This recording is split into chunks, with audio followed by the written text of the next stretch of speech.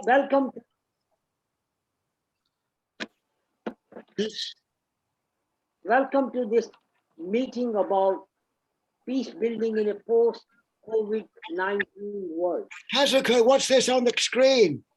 Ah, my God. Sorry. This meeting is being recorded. What's this? Hello, Sally.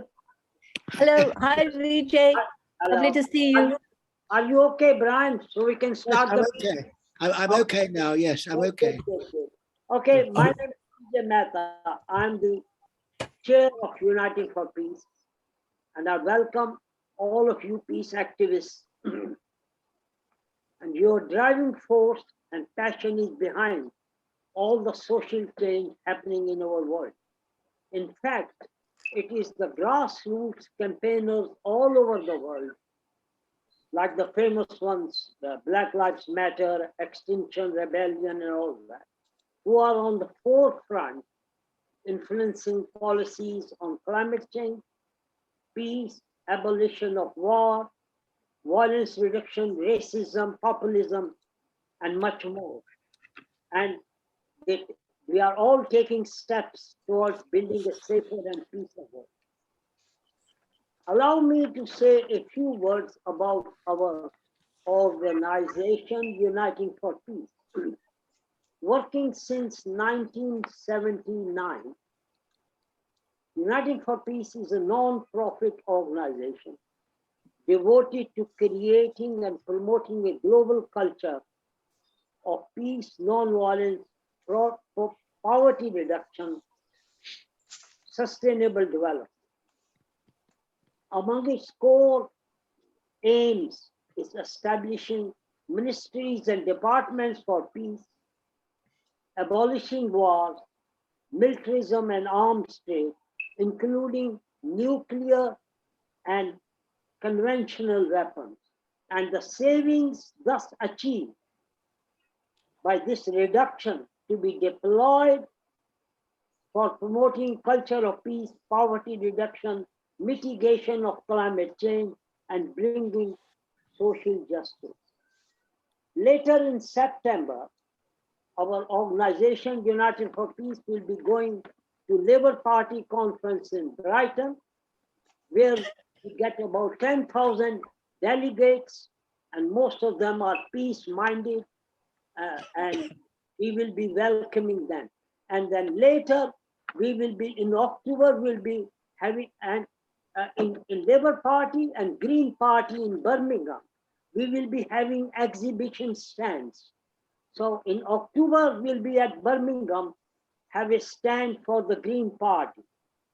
And we are planning an event in November in the UK Parliament on United Nations reform, building a United Nations which is transparent, accountable, more democratic. And we will keep you updated about that. So what is the meeting today? It's about peace building in a post-COVID world. As we are all over the world grappling and coming to terms with the coronavirus, which have taken lives of millions of people, it puts not only to take care of ourselves, our health and well-being, and the well-being of our dear ones, but also it puts additional responsibility on us activists to make sure that our task of peace building, reducing inequality and climate change is not allowed to fall by the wayside. While the countries of the world are grappling and overcoming deadly coronavirus, some countries like USA and UK are shamelessly supplying arms and weapons of death to Saudi Arabia, who are bombing Yemen, and people are dying from death, starvation, and disease. And moreover, the world is engulfed from one crisis to the other: climate change, refugee displacement, inequality to racism, populism, populism to violation of human rights, and civil liberties, just to mention a few. To mitigate the chaos and civil liberties, the chaos, Uniting for Peace is organizing today's conference, which, in which that all the distinguished speakers will explore how campaigning organizations can work together to change policies leading the way for building a peaceful, equitable, sustainable world. Dear friends, to start the meeting, let me introduce Rita Payne, today's chair of the meeting. She is our Uniting for Peace Vice President, one of our great supporters. She is the former president of Commonwealth Journalists Association, former BBC Asia editor and BBC World News. Ladies and gentlemen, please welcome today's chair, Rita Payne. Rita, the floor is yours. Thank you, Vijay. Greetings to all. In other days, happier times, we would have seen each other face to face, but we'll have to make do on screen. But I hope you have all had a good time in spite of the many challenges we're facing. And thank you, Vijay, for your introduction. As you said, COVID-19 has turned our lives upside down. The pandemic has forced us all to reassess, reflect, and review how we live and question long-held values. Sadly, the pandemic does not seem to be creating a more peaceful world. As Vijay has already listed, the world is facing many, many challenges and threats. China and Russia are among the many governments which are using the pandemic to crack down on basic human rights. Space for civil society is shrinking. And of course, we've seen the latest, most blatant examples and the violation of freedom in Hong Kong, where the long-lasting pro-democracy newspaper Apple Daily has been forced to close. I was also invited to take part in a webinar recently on the persecution by Iran of BBC staff. Their relatives have been threatened with jail and even received death threats if their relatives continue working for the BBC. So there is this climate of harassment and intimidation all across the world. And this is why I think it is so important, the work that Vijay and Uniting for Peace are doing to counter these many challenges. As I said, not only do we have threats for peace, but we also have others like climate change and COVID. And this is where it is also an opportunity for the world to work together to counter and deal with these overarching threats and obstacles and dangers that we are facing. And I hope in the course of today's discussion, we will hear practical ways in which we can lead to a more peaceful time. We have, thanks to Vijay, we have a panel of very distinguished speakers, and I will give you a little bit of background as I introduce them. So first of all, I would like to welcome Molly Scott-Cato, former member of the European Parliament. She is a British Green politician, economist, and an activist. She is a professor of green economics at the University of Roehampton. So welcome, Molly. Thank you very much, and thank you for inviting me to your event this afternoon. So you didn't say in the introduction that I'm a Quaker, but I am, and so that informs a lot of what I do. And as Quakers, we're supposed to seek out the causes of war, and sometimes you find that in rather unexpected places, and I do think that's what drives my work as an economist. So there's so much I could have spoken about. That's really why I'm saying that by way of introduction.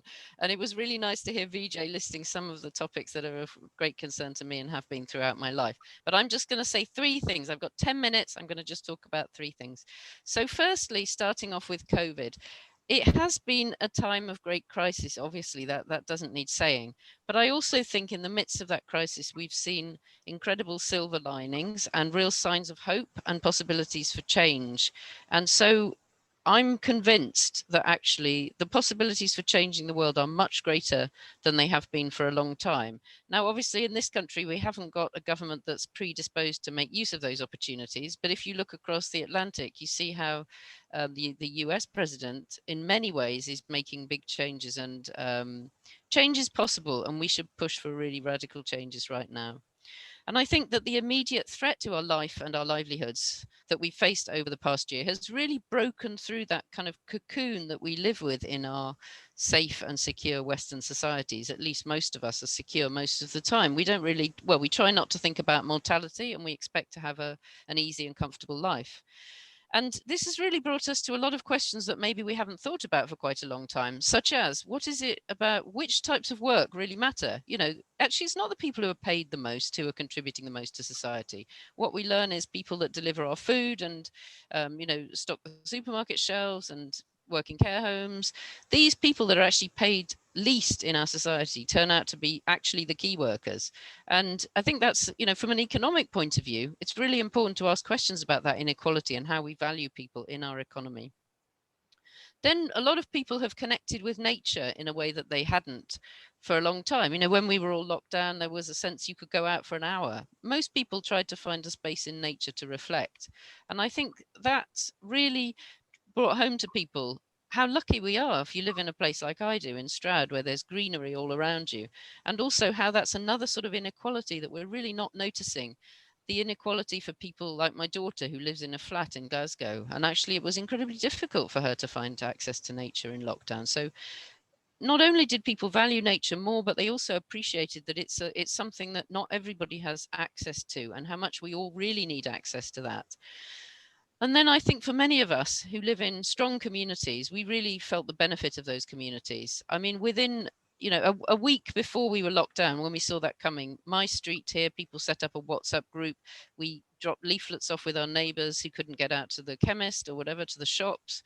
I think so many places people found the strength of community, where they'd been told that, like, we live in a market system and you go to the shops, but actually when the chips were down, it was your neighbors that really made a difference. And again, some people have much better neighbors than others. And so I think, people have really started to rethink security. If you don't know that organization, Rethinking Security, I think it probably crosses over with a lot of your interests here. And I think, the sort of security you get from the internet or nuclear weapons just was meaningless in the COVID crisis. And what we found is living in a strong community and in a beautiful place with nature actually brings you far more in the sense of safety and security. But of course, what I'm really talking about here is life in our Western societies. And actually, what we learned as well is what a massive amount of global injustice there is, and how that, in a sense, is an ongoing violence, a form of institutional violence. Of course, there are wars in other parts of the world, but there's, in my view, ongoing institutional violence of inequality and of people not having a chance to survive. And obviously, that has become so much more obvious as climate change starts to bite.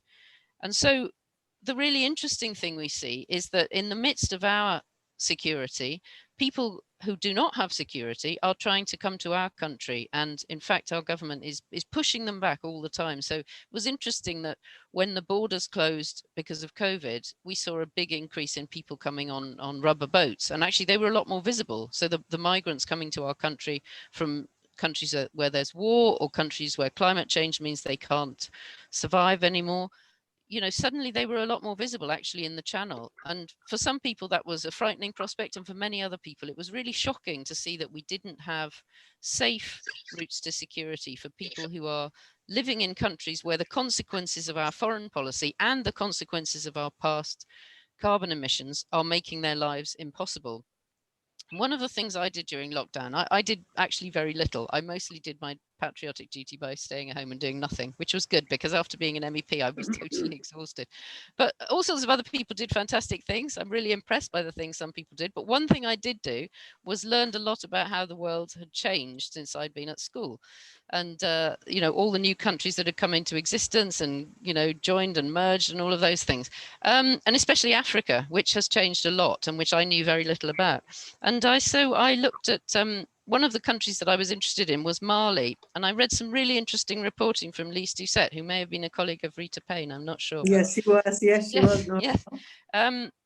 So she is the BBC's chief international correspondent, and she wrote about a recent visit that she paid to Mali, where she said Mali is now lurching between droughts and floods. They're both lasting longer and inflicting a huge cost on crops and livestock. And that means farmers and nomadic herders from different ethnic groups are facing off over shrinking resources. And I think it's a really important insight into the way climate change, which is our responsibility because the carbon dioxide emissions we produce with our lifestyles and with our industry, is leading to these impossible weather conditions in some parts of Africa and therefore leading to conflict. So when we think about peace, you know, we have such an important responsibility in this country to tackle climate change, to actually make way and support the climate migrants who are certainly going to increase in number over the coming years, and take our responsibilities seriously for what in climate change negotiations is called loss and damage, the loss and damage agenda, which effectively means taking responsibility for the way our activities are causing very negative impacts on the countries that are actually bearing the brunt of climate change. And one of the gross inequalities, of course, that we see with climate change is that the countries who are most responsible are actually not the countries that are confronted first with the consequences of climate change. Whether you think about the small island states of the Pacific or the countries I've talked about in the Sahel or near the Sahara, it's actually countries that have very, very low emissions of carbon dioxide that are bearing the brunt. So we can see increasing conflict there, and we can see also increasing rates of migration. And the UN has estimated that there will be 200 million climate migrants by 2050. Although, of course, it's extremely difficult to predict that. But I think when we think about peace and the causes of conflict, you know, we also have to think about our responsibility for that and what our responsibility is now for tackling that. I feel I need to speed up a bit, but I just wanted to point out one more inequality, which is the inequality in access to financial resources. So in this country, when we have a need caused by COVID or something, or climate change, in fact, we have a reserve currency, so we can create money, and that's what the government did last year to pay for furlough and so on.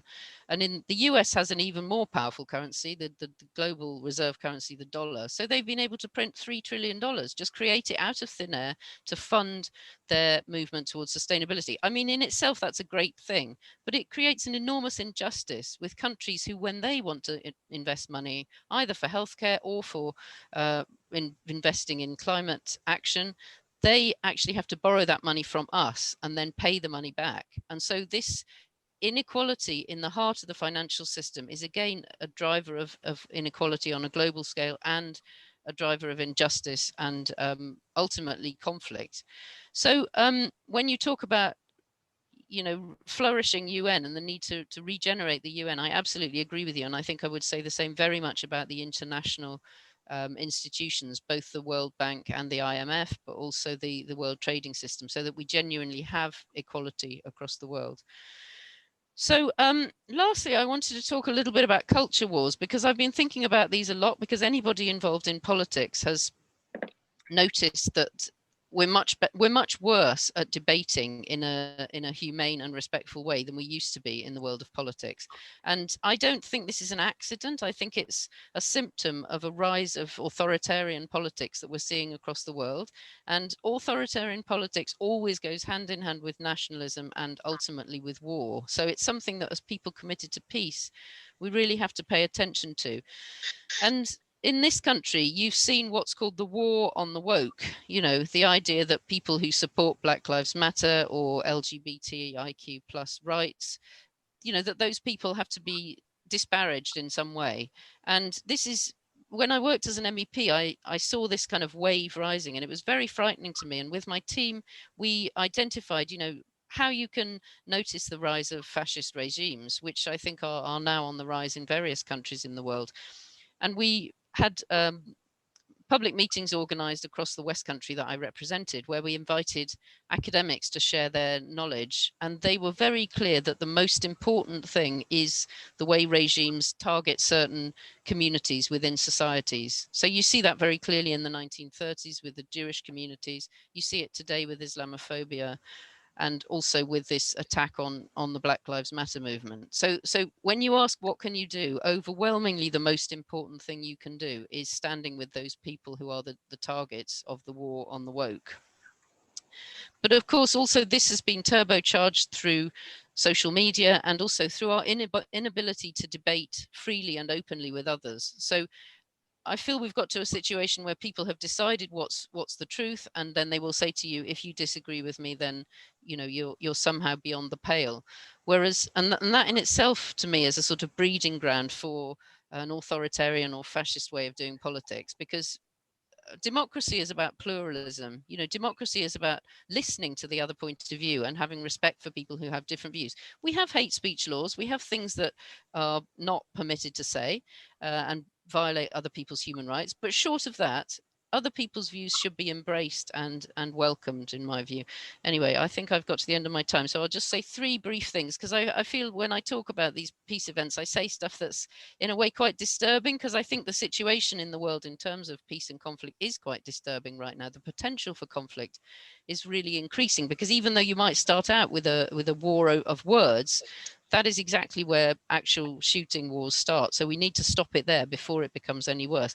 But anyway, I always like to finish with things that you can do to improve the situation. So I've got three suggestions. My first one I've already said, and that's always, if you see some group being targeted, being told they have to shut up, being having abuse hurled at them in the street, even if it's scary, you have to stand with them. That's the most important thing you can do. There's a lot of stories from the 1930s of where people didn't do that when the Jews were being persecuted, and other very notable examples where people did. And I think we all know what's the right thing to do, even if it takes some courage to do it. The second thing is defending institutions.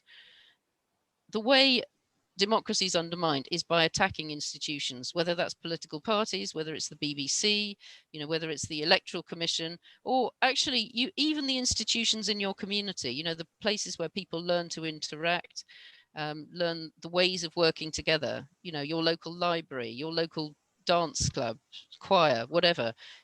If you can join and strengthen an institution this year, even in your community, no matter how small it seems, that is an important step towards bolstering and supporting our democracy. And the last one, which is, I think, the key always to resolving conflicts, is this very nice, I started off saying I'm a Quaker. I try not to say too much stuff, but the little book of Quaker Faith and Practice I find just amazing. It's like 42 verses, but it has a lot of wisdom in it.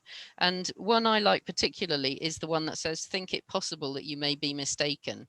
It's not like I'm right, you're wrong. It's not even, I'm right. It's like, yeah, I'm gonna think whether you might be right, actually. That's always the difficult part to do, but it's that part that stops us falling into irretrievable conflict with each other. So it's especially when it's really difficult to do that, and when you're absolutely sure you're right, that's when you have to just think, I'll think it possible that I might be mistaken.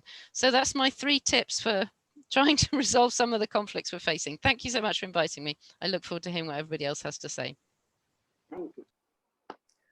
Oh, thank you so much, Molly. You give us a lot to think about. And it's also good that you've said there are also signs of hope and spoken about, which I think we all need to be aware of inequality driving so much of what is wrong with the world today, and how, the Western actions are really making the poorer countries suffer when they're not responsible for their own suffering. But I think it's very helpful to have your positive action points at the end. So this is which we must remember and take away with us at the end of this meeting, I would think. I would now like to invite Vijay Mehta, author and chair Uniting for Peace, and who has really brought this whole conference together. And as he said, he's founding trustee of Fortune Forum charity. His latest books are How Not to Go to War, Peace Beyond Borders, The Economics of Killing.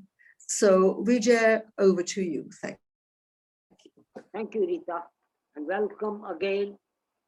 And the core message of my today's talk is how we can bring peace in the time of coronavirus. And the answer to that is harnessing a culture of care, global cooperation, and solidarity, which I find is the way forward. As I said before, the COVID-19 pandemic has cost millions of lives across the world, and still many more deaths. The world is changing fast, and it's becoming more clear what are the priorities are, which is public services, health, transport, welfare, infrastructures, which must take precedent over continuing wars and development of destructive weapons. It's well known that war is hugely expensive and endangers us, bringing untold suffering, waste resources, threatens our environment, and impoverishes us. I would like to emphasize that while we are tackling with the corona crisis, peace building, leveling inequality, and tackling climate change crises should not be allowed to fall by the wayside. Still, we have to carry on doing our peace work. Dear friends, according to Global Peace Index 2021, the world today is less peaceful. As civil unrest and political instability has increased, there were 14,871 violent demonstrations, protests, and riots recorded globally in 2020. Over 60% of the people, especially women, globally are worried about sustaining serious harm from violent crime. On the world stage, renewed tensions between USA, China, Russia, and Iran are having grave impact on international political stability and have started a new Cold War with dire consequences to the whole world. According to Brown University's Cost of War project, human and budgetary costs of military operations in Afghanistan, Iraq, Libya, Syria, Yemen have amounted to 6.4 trillion US dollars. And in contrast, what is estimated that less than 300 billion US dollars would end world hunger, and roughly 240 billion US dollars could pay for the primary and early secondary education for the world population. There is another factor to count about war, that with war and violence, the world is losing 14.96 trillion in revenue or income, which is equivalent to $1,942 per person on this earth. It's shameful that the world, in contrast, spends so little on peace, education, healthcare, and climate change. So what we need to do? We need to create a world which is a caring world and a sharing world. And with holistic lifestyle, we can maintain a healthy body, a healthy mind, and build a better and more peaceful world after post-pandemic environment by developing a culture of care, global cooperation, and solidarity as a path to peace.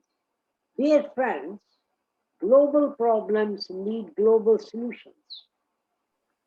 And the rich countries have to give free vaccine to the poor countries so that they can ramp up the vaccine operations and also save as many lives as possible. And in contrast, in USA and UK, we have 60% of our populations vaccinated against 2% in sub-Saharan Africa. So what we need to do is we have to vaccinate the whole world. We can all be safe if everyone is safe. So what we need to do is to provide value and dignity to each person together in solidarity for the common good and to bring relief to those suffering from poverty, disease, armed conflicts, and discrimination, and which can be achieved by cooperation, good relationship between nations, followed by mutual respect, solidarity, and observance of international law and promotion of human rights. The bottom line is there cannot be peace without a culture of care. It requires peacemakers, men and women prepared to work boldly and creatively to initiate processes of healing and create conditions towards a new horizon of love and peace, fraternity and solidarity, mutual respect and acceptance. Dear friends, we increasingly live in a world of conflict, violence, and disaster. And because of that, the great responsibility is on us, our shoulders, the peace activists, to offer creative solutions for peace building, healthier and safer future. Our tireless commitment for cooperation and others is the key to solving massive global problems. In the peace movement, we have to explore alternatives to war, including exploring the role of United Nations, conflict resolution, international law, war tax resistance, conversion of arms to peaceful purposes, and reducing the activities of armed forces and their carbon footprint, and finally establishing departments and ministries for peace in every country for creating architectures for safer, more harmonious world. I don't know if Anne is in the audience. She does a tremendous amount of work with United Nations for bringing departments of peace or ministries for peace to the fruition in the world. So our aim, in conclusion, our aim in the peace movement is to disarm the world from weapons and work on ending continuing wars, and to deal with the current challenges, which are health and pandemics, global warming, environmental degradation, wars, militarism, nuclear proliferation, global poverty, mass inequality, unstable international financial systems, racism, and populism. And then we need to call for cooperation and call for a unified response which is more urgently needed now than ever for harnessing a culture of care, global cooperation, and solidarity. So let us start, because our work starts right now, not only to contain the COVID-19 crisis, but also future pandemics. So let me finish by a quotation from the UN Secretary General Antonio Guterres. And let me say and quote and what he said. We invite you to join the efforts of United Nations family as we focus on recovering better for more equitable and peaceful world. celebrate peace by standing up against acts of hate online and offline, and by spreading compassion, kindness, and hope in the face of the pandemic. And as we recover, we must be reminded that we are not each other's enemy. To be able to recover from the devastation of the pandemic, we must make peace with one another. Thank you very much for listening. Thank you very much, Vijay, for reminding us once again that so much money that is wasted on arms could be better spent to improve all our lives.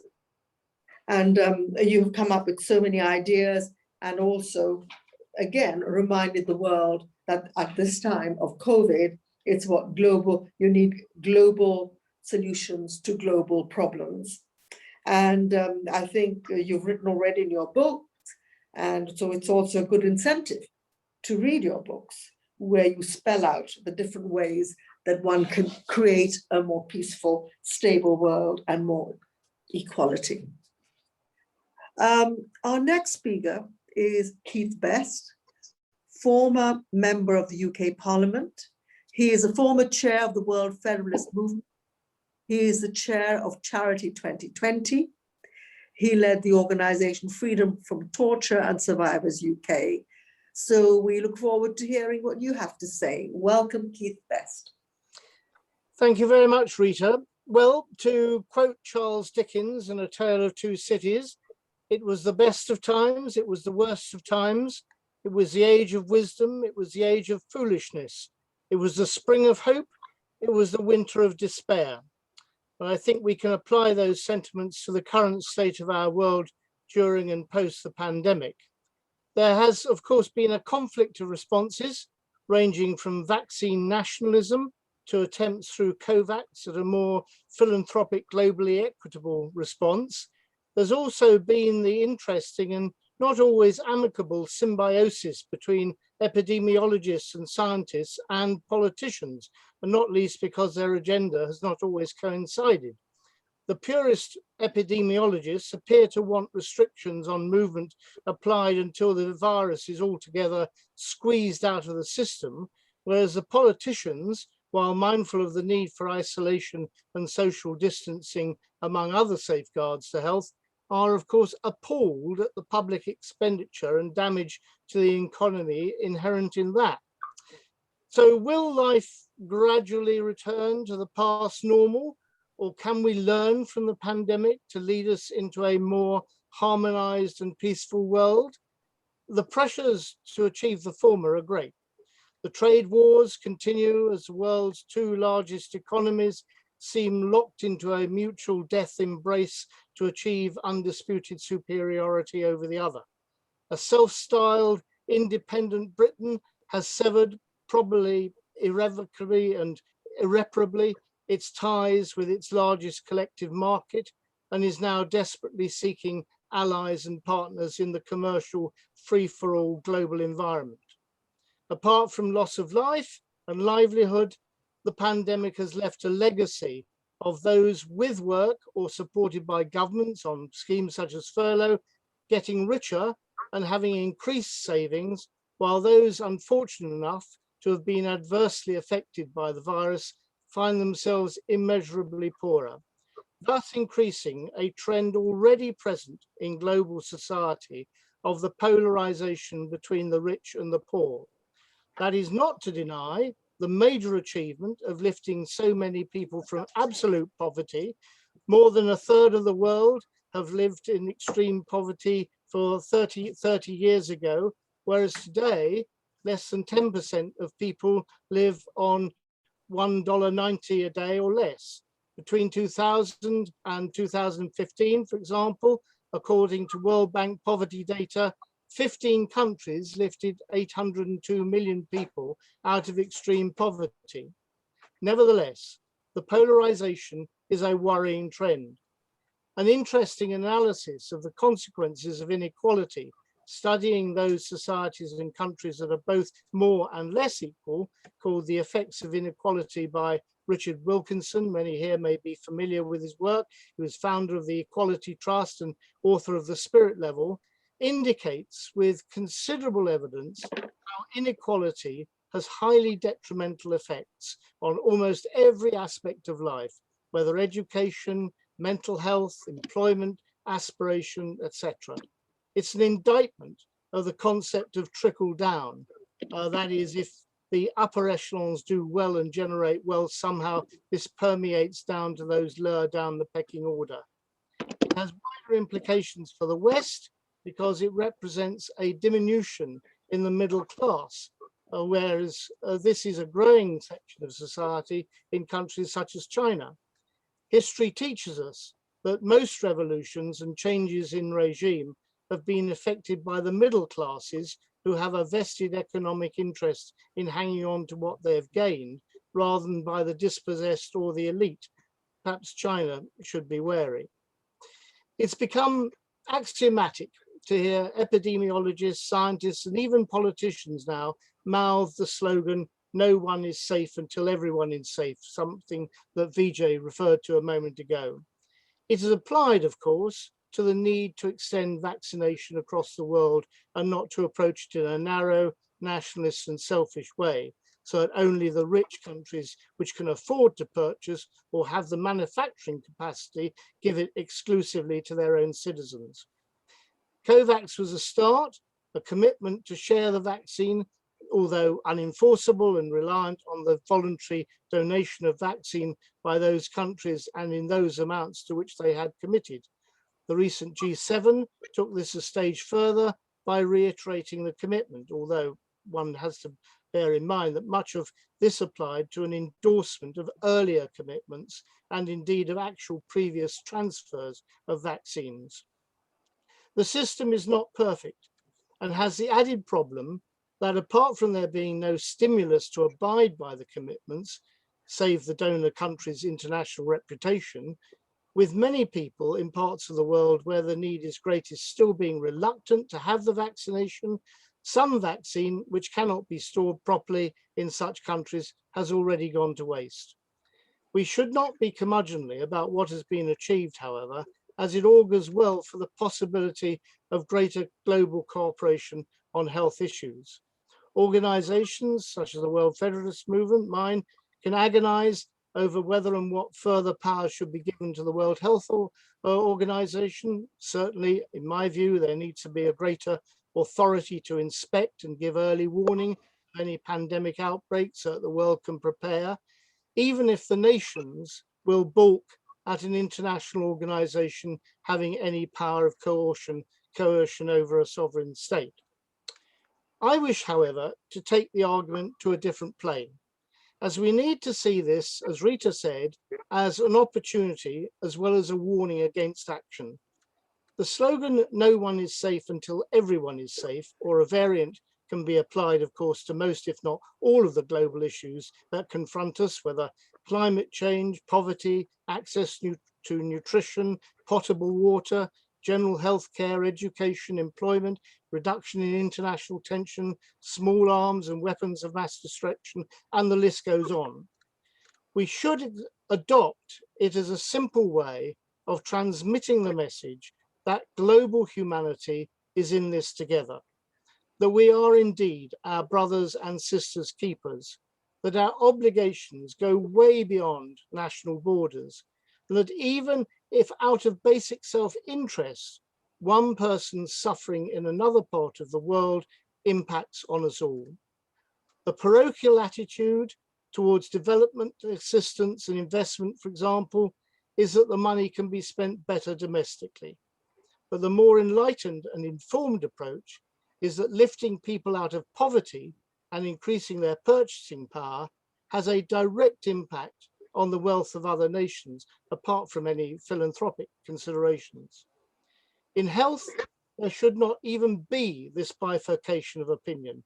As the D4 Indian variant of COVID-19 has shown, unless a nation can live in some hermetically sealed bottle environment, the travel of persons around the world soon means that a virus or disease can carry easily across international boundaries. It is the belief in international cooperation backed by the enforceable rule of law and global democratic governance that identifies world federalists as those with vision for the future. We are not idle dreamers. We know that it will take time, a long time, to achieve, and in the meantime, there are national interests which are seen as paramount. But we are equally confident that this truth must prevail if we are to combat serious issues that go beyond the individual state and even groupings of states, although the latter is a good start. We deal with building blocks towards a better governed world. Accountability, again, which Vijay referred to, through democratic institutions and international courts applying accepted and recognized international law, is a cornerstone. That accountability must apply not just to states, but also to individuals that make decisions affecting the well-being of others, even beyond their borders. This, after all, is the essence of the International Criminal Court, which currently entertains 4 international crimes, but to which we should like to see ecocide added. Assemblies of states, often self-appointed, such as the G7, must have inherent within them that accountability, not just to their citizens in democratic countries, but to the wider world, which is affected through the active involvement of civil society and hopefully parliamentary bodies. Many such groupings formed by international treaty, of course, do have their associated parliamentary assemblies to scrutinize their workings, whether Council of Europe, ASEAN, NATO, and other such bodies. It is good, if it is good for those bodies, then it should be good for all such assemblies of world leaders and states. Both democratic accountability and the rule of law applied by international courts are essential as major pillars of global governance and enforceability. This, of course, goes to the very heart of sovereignty and the right of nations to determine their own future. Yet, on closer inspection, such unfettered sovereignty does not exist. John Donne's meditation should be ingrained in every world federalist's heart. No man is an island entire of itself. Every man is a piece of the continent, a part of the main. Any man's death diminishes me because I am involved in mankind, and therefore never send to know for whom the bell tolls. It tolls for thee. It's an affirmation that we cannot exist in isolation. Those countries that have tried in the past have always failed and often end up imprisoning their own populations in an unrealistic straitjacket. Yet, enforceability of world law will continue to be resisted by many states, both in terms of institutions and its applicability. Yet even the most powerful and those with the greatest resources realize that they have to operate in the real world of give and take, and that by trading a certain degree of sovereignty, they gain a greater benefit. The countries of the EU learned that the hard way after their continent had been ravaged through war twice in one generation. The institution of the EU now makes war among member states unthinkable after centuries of bloody enmity. You can find France, for example, as one of the most strident nationalist countries in its sentiment, yet also recognizing that a partial loss of sovereignty through membership of the EU, Council of Europe, NATO, and other alliances to which it belongs bring enhanced benefits, even at the cost, in NATO's case, for example, being brought into a war in which it's not a major protagonist. The message is clear and simple. There is no reduction in culture, cuisine, or history for a country entering into alliances which necessarily involve some curtailment on their freedom of action. Such alliances need to be seen as an enhancement of capacity and self-interest rather than its diminution. For far too long, the narrow nationalists have portrayed such alliances as a restriction rather than as a reaching out to achieve in combination with other states what individual states cannot achieve acting on their own. In the wake of and sadly the continuation of the pandemic, which may be with us for a long time. Previous outbreaks in history have endured and returned with varied ferocity. The time is now right to reinterpret and explain the slogan to which I referred. Truly, until everyone in the world is given dignity and the ability to lead fulfilling lives, free from disadvantageous circumstances, then none of us can rest easy in our beds. Thank you.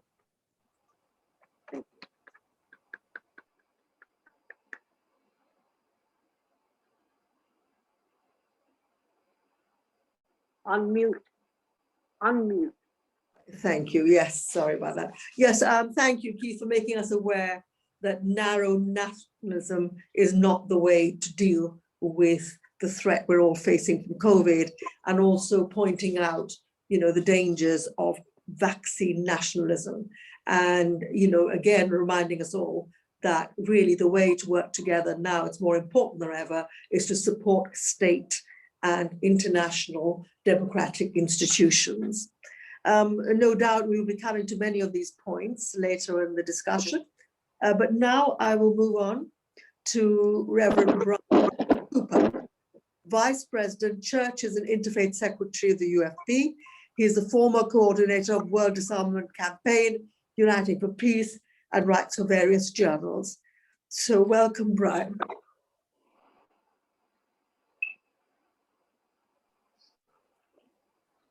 Brian, are you there? Are you able to hear us? Hello? I want to unmute him. I'm trying to unmute. Can you hear me? Can you hear me? Make it a bit louder. Can you make it louder, Chairman? I can't hear me.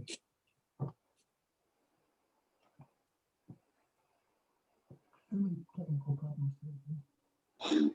You might want to turn the volume up on your microphone, Brian. I'm getting someone to try and sort this out. We've got so many technical problems That's today. better. It's a bit of a nightmare. Okay. Is that better? Yes, much better. Thank you. Better. Now. Okay. Where's the picture? Oh, yes. Yeah, you can start your presentation. Right. Thank you very much. I'm sorry, we've had a lot of technical problems at our end today. Major international gatherings, the G7, NATO, Geneva Summit, have dominated recent weeks and must be assessed. The G7 seaside jamboree in Cornwall of the self-declared, quote, leading democracies, unquote, made big-scale promises from vaccines for poorer nations to climate change action and development aid. But the past record of such events shows such promises are rarely fully kept and usually honoured, if at all, only in limited ways. Boris Johnson's multi-billion extravagance, ignoring the reality of Britain's heavily stricken finances, was apparently not underwritten by the Chancellor. And even if some benefits are achieved, there's a basic flaw in this kind of approach. Global problems should not have solutions attempted by self-appointed groups and be dealt with through the United Nations, which the G7 de facto sidelines and marginalizes. And burning peace issues, especially Israel, Palestine, Yemen, were ignored. One wonders why countries were quick to put sanctions on Belarus for its air piracy, but no one put any sanction on Israel for its grossly disproportionate response to the Hamas rocket attacks. As previous speakers have said, global challenges need concerted action with the whole global community working together, not by self-appointed so-called leaders. An arrogant presumption characterizes the G7. Economically, it only represents 40% of world GDP. In population, it's quite unrepresentative. India, with 1.35 billion people, Nigeria, 195 million people, Indonesia, 270 million people, all democracies were absent. 60% of world population is in Asia and Oceania, but only Japan is present from there. Above all, attempts to solve global problems without the participation of China are sure to fail. Yet, G7, under Biden's leadership, is adopting a strident anti-China stance, and then the NATO meeting echoed a new Cold War against China and Russia. So when Biden at Geneva, meeting President Putin, to a new Cold War to neither country's interest, one asked, why have you been pursuing it from the being started in the office? Drop the anti-Russian sanctions, drop the anti-Russian rhetoric. And when he was saying those things in Geneva, he knew that NATO was soon going to have provocative maneuvers in the Black Sea. However, if the Geneva summit does progress arms control with the revival of treaties the US has proposed, advance world peace. Now, these recent events pose two challenges and tasks for the peace movement. One is we must find ways to pressurize the US and Russia to achieve very significant nuclear and conventional arms reduction and limitation agreements. And it should be done within a UN framework with China, France, and UK all involved. Secondly, we must be part of our movement to strengthen the UN, so weakened by non-meeting in these past 2 years, and make it the global forum for peace-building, humanitarian aid, and economic renewal in the post-COVID era. I was asked to make some comments about world religions, and I will do so. I think religions have reacted to the pandemic in both practical and theological and philosophical ways. Certainly in the UK and other countries too, local faith communities, from Christians and Muslims to Sikhs, have boosted their provision for local disadvantaged people with food banks, deliveries of food to disabled elderly people and so on, as well as providing religious worship online. There are similar actions in various countries. I think it was a great pity all the churches had to close. Even secular commentators urged that some should have to stay open, like cathedrals, for people possibly facing death, to go meditate and pray in a quiet and secure place. The church leaders could go home to boost national morale, and so many people were anxious and frightened. Looking to the future, faith leaders are concerned that the lessons of the pandemic should be learned. The world should not recreate the post-pandemic world the same as the pre-pandemic one. The American fundamental scriptures to the pandemic signal the coming into the world, while wrong in that were right to seek a philosophical framework for the pandemic. This COVID crisis and others should well be sought to voice, especially in terms of moral imperatives arising from this real catastrophe. I'll pick out three that were constantly mentioned, and these actually echo things said already in this conference. First of all, it's a world based on human solidarity. Pope Francis strongly condemned nation-state narrow, inward-looking selfish agendas, especially rich nations, ignoring the plight of the poor nations with overwhelmed health services and little finance to buy vaccines. The Pope called for rich nations backing together solidarity with poor nations. This moral challenge has partly got code as the US people Russian unrich states donate large quantities of vaccines to poor ones. This solidarity exactly human need will certainly help build a more peaceful world, especially if coordinated through participation. Secondly, the faith leaders recognize the need for new human elements with nature. The pandemics have arisen after misuse, exploitation, and connection by resource-intensive consumer capitalism, and these are the warnings for the future. The late Duke of Edinburgh was a most Christian. All major faiths see nature as divine creation, so it's our duty to do it. The pandemic has underlined the urgency this case, responsible stewardship of the exploitation. This includes ethical core, responsible moral sway versus lifestyles, mass culture and tourism, and the future, as it is economically hugely damaging. And smaller tourism and other industries will have to live peaceably without panic. Finally, there's the need to tackle gross inequalities. This has been mentioned already.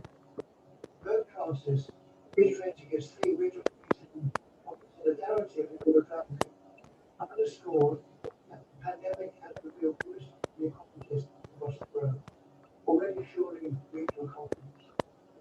Reducing inequalities, with special emphasis on Africa, Central and South America, and parts of Asia and the Middle East, will need massive humanitarian and development aid, strengthening education, health, and digital infrastructure. Without real progress in reducing global inequalities, religious and political extremism will proliferate and cause conflicts to multiply. On these overarching issues, there should be a consensus, religionists and secularists, on building a morally responsible, peaceful world. Thank you very much. Thank you. Oh, thank you very much, Brian. I'm afraid I couldn't hear everything that you were saying, so it might be helpful if your text could be circulated at a later stage. But I think basically what all our speakers have underlined so much is that what we have to address most urgently, the world needs to address, is inequality, and work together to deal with this, and move out and move away from narrow self-interest. Now I would like to invite Frank Jackson, Vice President, Uniting for Peace, to speak. He is the former editor of World Disarmament Campaign. He is very active in the cooperative and Labour Party movements. He organizes the Uniting for Peace presence at the annual Labour Party conferences. So Frank, the floor is yours. Thank you. Thank you, Rita. Good evening.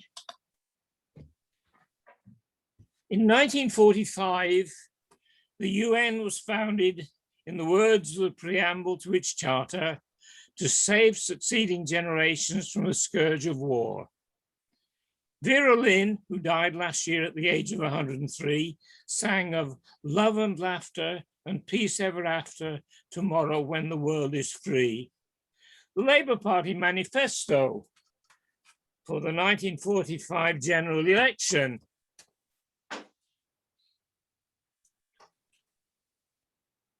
let us face the future, look forward to a world of progress and peace.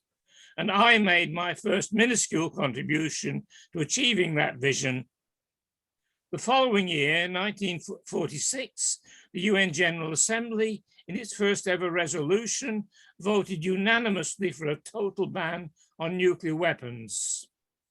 76 years on, what went wrong? Well, to even begin to answer that question would take far longer than my allocated 10 minutes. What can be said is that a great deal of the blame rests with the 5 permanent members of the UN Security Council, whose primary remit is the protection and promotion of global peace and security. They have singularly failed, or worse, and are still failing, but sadly, there is no way currently to bring them to account. Today, there are 13,000 nuclear weapons held by nine states, including the P5, many of them on hair trigger alert, enough to destroy the whole of civilization many times over. The Bulletin of Atomic Scientists' metaphorical doomsday clock stands at 100 seconds to midnight, the closest it has ever been. In response to the ongoing existential threats of a nuclear holocaust and the climate crisis, exacerbated by COVID-19 and many other global problems. A UN report sets out the triple emergency facing the world: climate crisis, devastation of wildlife and nature, and pollution that kills millions every year. Last year, global military expenditure was just short of $2 trillion, 7.1% of which would pay for everyone in the world to be vaccinated. How has the world got its priorities so wrong? Ongoing armed conflicts around the world, made possible, fostered and fomented by that expenditure, spreads death and destruction, make their own contribution to global heating. A single B-2 bomb emission, for example, emits carbon dioxide equivalent to the average American car for 53 years. While military activities in total are estimated to contribute 6% of global CO2 emissions, though it is rarely included in official accounts. They create millions of refugees and inhibit the cooperation that is essential if any of these problems are to be solved. It would be easy to despair, but I still manage to hold on to a glimmer of hope that humanity's better instincts will ultimately prevail. And I continue to make my minuscule contribution to that, as I did in 1945, though with no illusions as to the height of the mountain still to climb. The title of this conference is Peace Building in a Post-COVID World. But will there be a post-COVID world? Despite the heroic efforts by the world's scientific community to produce vaccines in record time, difficulties in distribution and implementation, especially in poorer countries, mean that the virus is still rampant. This is not surprising. It was long predicted. The question was not whether, but when, and now we know the answer to that. Indications are that new variants arising may weaken the protection of the vaccines. It is likely that it will become endemic rather than disappear. Then there is the possibility, the probability of further pandemics, potentially even more lethal, as again has been predicted for decades. So, what must be done? The first requirement for anything is the political will of the governments of all major states, a recognition that humanity's problems require cooperation and action at every level, from the individual to the global, and that this must take priority over any differences. In fact, to go back to that 1945 vision.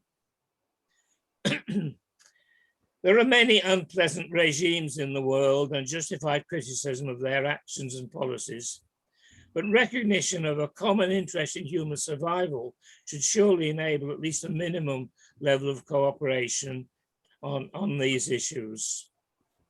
Getting COVID under control, even if it cannot be completely eliminated, is an essential first step. And that needs a massive increase in aid to poorer countries, especially in Africa, to roll out the vaccination to their populations as quickly as possible. Contrary to the present government's cutting of aid, the UK, still the sixth richest country in the world, should take the lead on this. Self-interest alone should be enough to justify this. As it has already been said, until everyone is safe, no one is safe. Then there are the underlying issues, the effects of inequality, which again have already been mentioned. These have been exposed to all by the pandemic, that hundreds of millions still lack the basic needs for a decent life, despite the progress which Keith best mentioned, while others are rich beyond the dreams of avarice. Avarice is a condemnation of the current world order. No one needs to be a millionaire still less a billionaire to have a reasonably happy and fulfilled life, as I can personally testify. This cannot go on. Poverty, exploitation, environmental degradation, etc., must be tackled urgently. The UN Sustainable Development Goals need to be strengthened and their fulfillment speeded up. But these are long-term issues. When, if COVID is conquered, the other existential threats remain and become ever more urgent. The climate crisis is still not being taken seriously enough. Climate scientists identify tipping points which may be much closer than people realize, causing widespread widespread disaster unless action is taken urgently. Cutting carbon emissions is, of course, an essential start, but it is not enough. And zero by 2050 is far too late to save the planet. Time does not permit me to go into detail, but take one example. Simply changing from fossil fuel to electric cars is dealing with a symptom, not the basic cause, which is our whole way of life based on an ever-increasing consumption. On a finite planet with finite resources, which we're already exploiting to the limit and beyond, this is not possible. Even the Green New Deal, in both its domestic and global versions, is not adequate. But again, time does not permit me to elaborate. The 13,000 nuclear weapons already mentioned are the other existential threat which looms over the planet. In 1985, Presidents Ronald Reagan and Mikhail Gorbachev issued a joint statement: a nuclear war cannot be won and must never be fought. The recent summit by President Biden and Putin has reaffirmed the statement, but fine words not followed with actions are empty. So long as nuclear weapons exist, there is a possibility, a probability that sooner or later they will be used by design, accident, malfunction, or miscalculation. The only logical conclusion is that immediate steps must be taken towards the ultimate aim of complete abolition of nuclear weapons. Again, the UK should be taking the lead, not increasing its nuclear arms as it is at the present under the present government. But time prevents me from pursuing this. So I have to stop now. Thank you for listening. Well, thank you very much, Frank Jackson. Again, as you pointed out, the end of the war and when the UN was set up, this all led to hopes for a more peaceful future. And then what went wrong? The threat, the nuclear threat remains. There seems to be no sign of countries wanting to abolish nuclear weapons. But as you say, that is the most immediate step that can be taken to try and save the planet, and also for us to focus on the climate crisis and how we can save mankind from all these dangers. Now I will turn to Dr. Ahmad Shahidov, Chairman, Azerbaijan Institute for Democracy and Human Rights. Since 2014, he has been the director of the Azerbaijan Institute for Democracy and Human Rights. He has worked in many countries to convey the truth about Azerbaijan and to present the humanitarian consequences of the Armenia-Azerbaijan Nagorno-Karabakh conflict to the world community. So welcome to Dr. Shahidov. We look forward to hearing your perspective on the issue we are addressing today. Thank you. Thank you, Mrs. Chair. I do thank Mr. Mehta and Uniting for Peace organizations for organizing such important event. And I greet all participants from Baku, Azerbaijan. And due to the pandemic, we have not been able to hold this conference for some time. and today we were able to come together. Many events have taken place in the world since our last meeting in London, in Great Britain. In particular, there were historical events related to my country as well. Let me inform you that the Republic of Azerbaijan has been suffering from the war for 30 years, and 20% of our lands were under occupation, and we had more than 1 million IDPs. And in September last year, military operations resumed in the region, and as a result of the 44-day war, Azerbaijan was able to restore its territorial integrity. Unfortunately, we gave 3,000 martyrs, more than 100 of our civilians died as a result of ballistic missiles fired by Armenia. And finally, on November 10, 2020, a peace agreement was signed between Armenia and Azerbaijan. And today, Karabakh and surrounding areas are again under the control of the Azerbaijan army. Now the region is experiencing a post-war period, and I think that there is a situation in the South Caucasus that is closely related to the topic of today's conference and the main goals of Uniting for Peace organization, because now begins a more difficult period than the war to clear the area of mines, to restore the destroyed infrastructure, roads, houses, buildings, historical monuments, schools, mosques, and churches, and to restore normal life and together living in the region. Also, it's not easy for Azerbaijan to recover from the war. Work has already begun, and we are not alone in this. There are friendly and brotherly countries that support us in this work. I can especially mention Turkey, Italy, Israel, Great Britain, and other countries. And today, Karabakh is undergoing rapid reconstruction. New roads are being built, international airports are being built, and a smart rural system is being built in the region.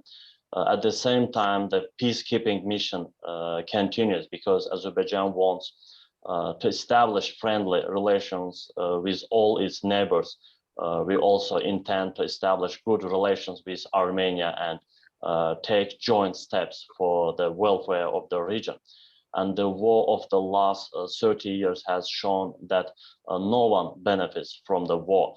And war means death, loss, tears, and destruction. And I think that from now on, international organizations should closely support Azerbaijan and Armenia and help the Armenian and Azerbaijani people to achieve coexistence in the region as soon as possible. Because it's not easy for two nations, for two communities who have been at war for 30 years to live together again today. And today there are revanchist forces in Armenia that do not want to reconcile with the results of the 44-day war and call for a new war against Azerbaijan. As a human rights activist, this issue worries me. And I would like to call Uniting for Peace organizations and Mr. Mehta for contributing to having lasting peace in South Caucasus. I would like to inform you that Turkey and Russia are also actively working to ensure peace and a ceasefire in the region. Today, about 2,000 Russian peacekeepers serve in Karabakh. In addition, there is a joint Turkish-Russian monitoring center in the liberated city of Agdam, and there have been no active military operations in the region since the peace agreement. But from time to time, some Armenian military groups violate the border and cross to the Azerbaijani side and commit different provocations. I think that in time, these issues will be resolved as well. I very much want the United Nations, the OSCE, PASE, and other international organizations to implement serious humanitarian projects to ensure lasting peace and harmony, stability in our region. We do not want more war. We want to live together.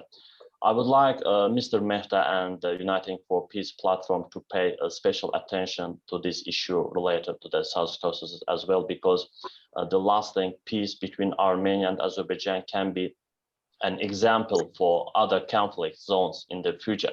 And finally, I would like to say that after the war, we proposed a new mechanism of cooperation in the region, and this cooperation called the SIX platform, which includes Azerbaijan, Turkey, Russia, Armenia, Iran, and Georgia. And we want to make the region a center of peace and stability, as well as development and progress in the world. We want the One Belt, One Road project starting from China to extend through Azerbaijan to the United Kingdom. And we have all the opportunities for this project. First of all, we must maintain the peace we have achieved and contribute to the development of the region's infrastructure. I want to end my today's speech with messages of peace, friendship, and brotherhood. And the new realities created by the pandemic in the last 2 years have completely changed our worldview, our vision. And the COVID-19 pandemic has shown that we are all on the same ship and have a common responsibility to fight global challenges. At the end, I once again greet all of you with love from Baku and wish success to the conference, and do thank Mr. Mehta for organizing such an important conference today. Thank you very much. Thank you, Dr. Shahidov. I think out of all the speakers, and probably speaking for a lot of the participants, you are, I think, one of the few who knows what it is like to have suffered and experienced conflict most recently. But it's also heartening to see that you have also the efforts and the progress you have made in trying to create a more peaceful atmosphere. Now is the time for all the participants, all of you who've been taking part, to submit your questions. Just make it clear if there's one specific person you would like to address the question to all the speakers. I think now I might need help to find out how the questions are going to be fed. Is this going to be on the chat facility?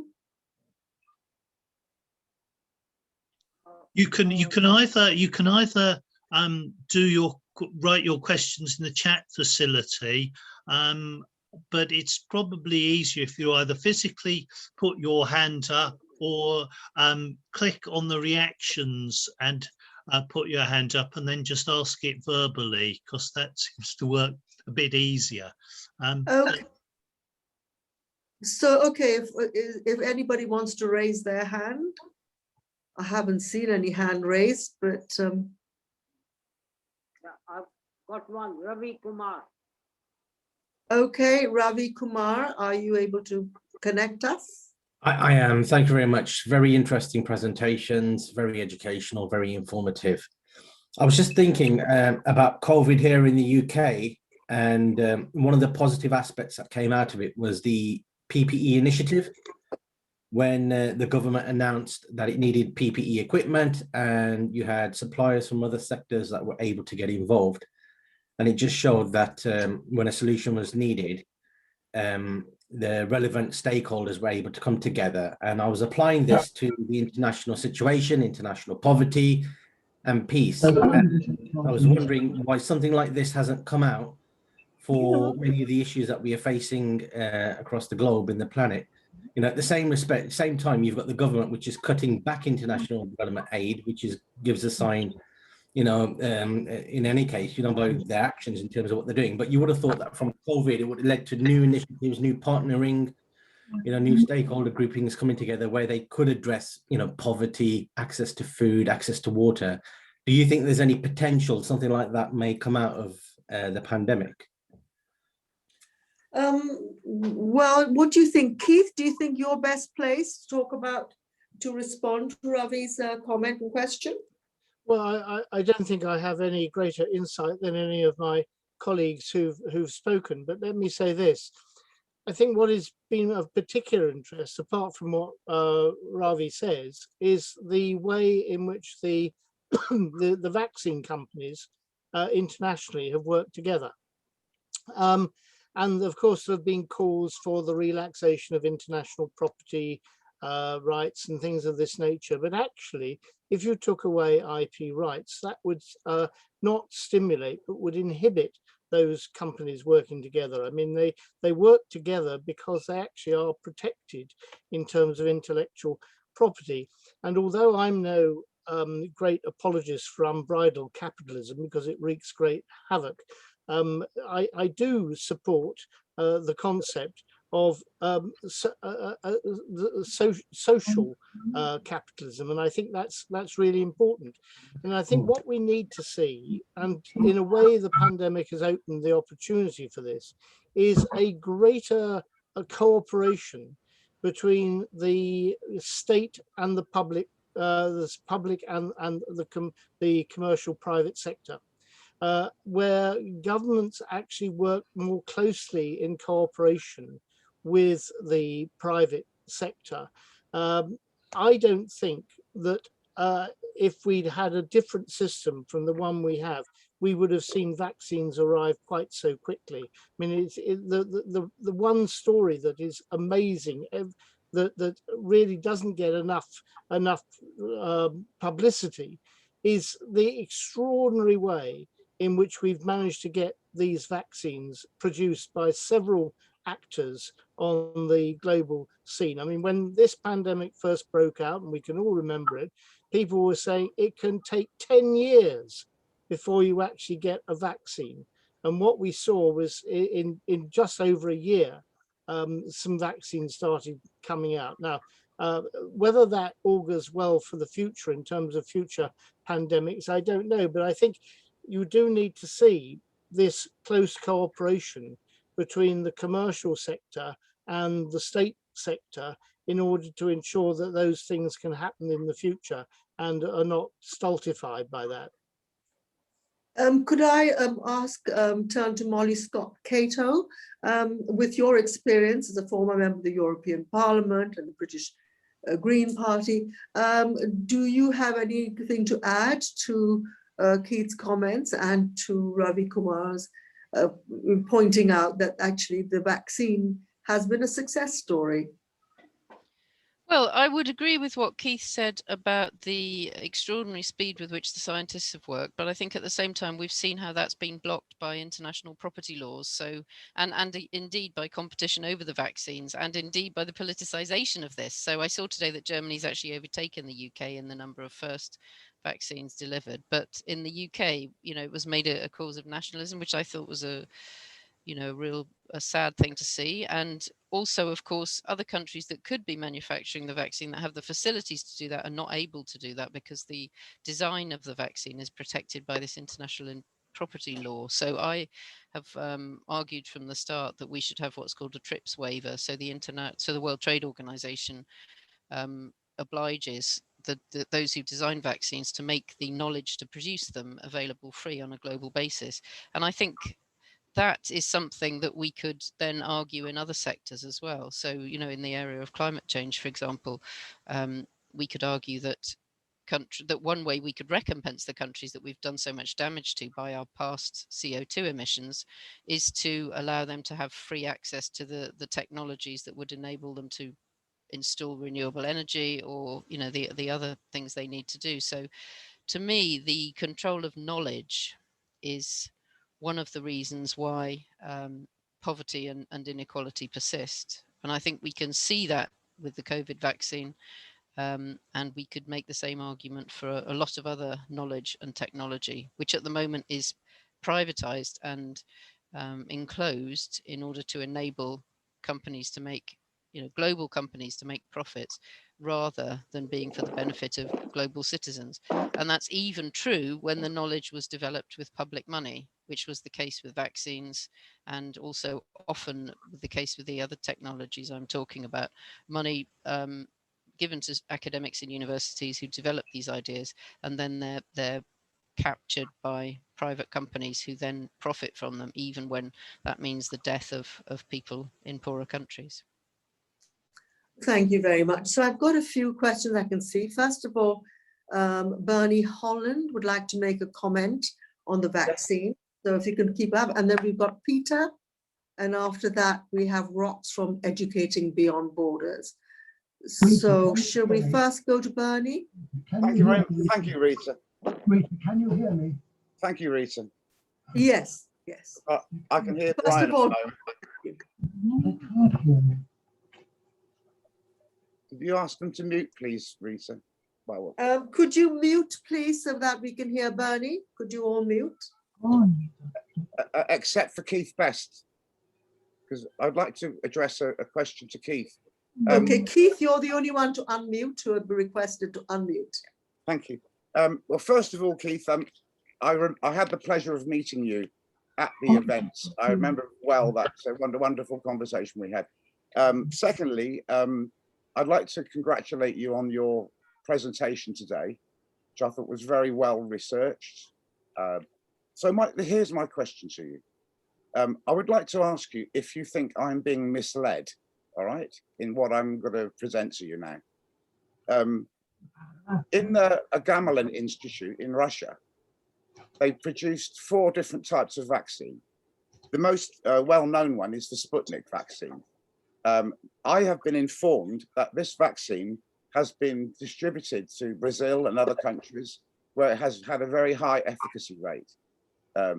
It appears to me that the attitude towards the Russian vaccine from Western countries is one of disparagement and discreditation. What are your views on this? And do you think I'm being misled in what I'm presenting to you here? Well, thank you very much, Bernie, and it's nice to see you again. It really is. I am not an epidemiologist. I am not a scientist. I don't know. I have to rely on the comments of scientists about the efficacy of vaccines, and also the standards to which they've been subjected as to whether they are safe or not. I mean, you will know, and this is very sad, particularly in the developing world, there are still large numbers of people who won't take the vaccine, yes, or reluctant to take it because they are fearful that we're going to have another thalidomide or something like that on our hands, that these haven't been tried and tested. And there are a number of people, I'm afraid, who are mischievous or maybe well-meaning in themselves, but very ignorant, who are spreading rumors that, you know, this is going to affect people in childbirth and everything like that. I mean, what we do know about the Pfizer and the AstraZeneca vaccines is that they have been subjected to the most rigorous testing. I mean, you know, the poor old animals get this stuff injected into them long before humans do. And so although one can never say you can be absolutely cast iron certain that it's safe, I think you can say that degree of intense testing makes it as safe as it possibly can be. But then I think you have to look at the balance of evil. You have to say, well, you know, there may be some risk in these vaccines. We don't yet know, although personally I'm satisfied there aren't, for the reasons I've given. But what's the alternative? Allow people to get the virus and to die and to suffer long COVID, which will affect their inner organs and probably inhibit their longevity and happiness to life. I mean, I think I know which is the greater evil. It's actually allowing the virus to run rip through the population of the world, rather than, but at the end of the day, I'm also wholly opposed to enforced vaccination. I mean, you know, that is a gross violation of people's basic human rights, and that should never be done. But there does need to be a lot more debate, I think, about the degree of testing to which these vaccines have been subjected. Now, I can't talk about the Sputnik. I'm told that it hasn't been subjected to such rigorous testing as the Pfizer and the AstraZeneca ones have, but I can't comment on that because I'm not a scientist. I'm afraid, you know, with all these things, there is a lot of political mischief out there where people, for their own reasons, like to spread idle rumor. Maybe sometimes it's linked to commercial interests. Who knows? But you know, I share Molly's aspiration about the need to get the vaccine out to as many people as possible. And I think we do need to bear in mind that the AstraZeneca one was produced on a non-profit basis. So AstraZeneca haven't made any money out of this vaccine. And my concern about the inhibition or relaxation of intellectual property rights is that if you start doing that, you are then going to inhibit the companies, the pharmaceutical companies, to actually start experimenting and making these drugs. I mean, the amount of money that goes into research and development to produce these things actually is blanching. I mean, it's horrendous. And at the end of the day, there is no guarantee that the thing will work. So the amount of R&D that has to go into producing these things, and I wouldn't want to see that inhibited. Right. Thank you very much, Keith. Thank you. Thank you. Well, now that you made that point, I'm going back to Ravi Kumar, because he sent a supplementary comment saying, he says, I feel that IP rights should have been relaxed during the pandemic, and the fact that they were not was evident of corporations putting profits ahead of saving lives. So Ravi, is there any particular panelist you would like to address this to? Not really. I think Keith's made some good points there where he feels, and I actually work in the life sciences sector, and I've done a bit of work over there, and I do understand it's difficult for companies to get in. For any company, small SME trying to get into you know, the pharmaceutical industry, it can be a very hard slog. And yes, these vaccines were produced at a very short space of time, but you know, personally, I felt that because of the enormity of the pandemic, these IP rights could have been relaxed on this one instant, but they weren't, you know, and it became almost like a race to the bottom. Who could, a lot of political, you know, maneuvership as well with the European Union as well. And it just spoke volumes in terms of what was being put, you know, ahead of people's lives, really. So, and I understand people have other points of views as well. And so, yeah, I think it's been answered, you know, directly and indirectly as well. Thank you. And then there was an earlier message saying Peter had his hand up. So Peter, do you have a question? Can you hear me? Yes. Yes, I do. May I have a minute to introduce myself and ask my questions? Of course. Peter Davidse. I'm based in Paris, and I'm an elected delegate to the People's Congress coming out of the International Registry of World Citizens, founded in 1948. Thank you very much, Vijay and Mehta, for organizing this. I think it's a very valuable contribution, and I really value that. My political family is the same as Keith Best's. So with his contribution, I completely feel at home. Then I will not speak about the nuclear weapons nor the rise of talks on cybersecurity arms reduction that has started in the Biden-Putin summit with the handover of 16, I think, systems. However, I would like to ask you in general a question on operation of peacekeeping by the United Nations. When I was director of the World Federalist Movement in The Hague, I had a general who was an operational position in Mali in the peacekeeping operation, and he said that there was a truck by the UN, all painted with logo in white, etc. And he approached and said, "Why do you always put it at that point on the square? Because if you put it there, that will raise tensions and indeed continue the conflict rather than stop it." And the international functionary from the United Nations said that is correct, but if it would stop, I would lose my job. Did you ever come across such things as well? And then a question for Ahmed, Dr. Ahmed Shahidov. Excuse me if I don't pronounce your name right. You said there is a 30-year war in your part of the world. To my knowledge, it used to be part of the Soviet Union, and about 30 years ago, that changed with the opening of the Iron Curtain in Hungary and the coming of liberal democracy and a free market ideology. How do you reflect on that, especially in the light of what French President Macron said coming out of the latest youth summit, that there is a much deeper dialogue necessary to reflect on the aftermath of the fall of the Soviet Union?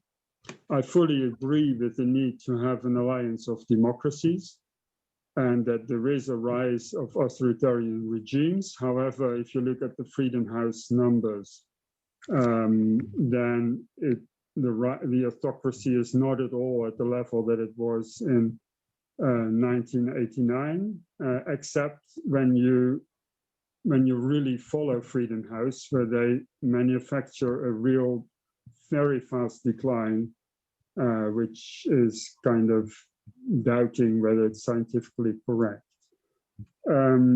So we need a secure world community by an alliance of democracies and a world security community. And I fully support the proposal Chris Hamer and the Alliance for a World Security Community put forward, together with the foundation of Anders Rasmussen for an Alliance of Democracies.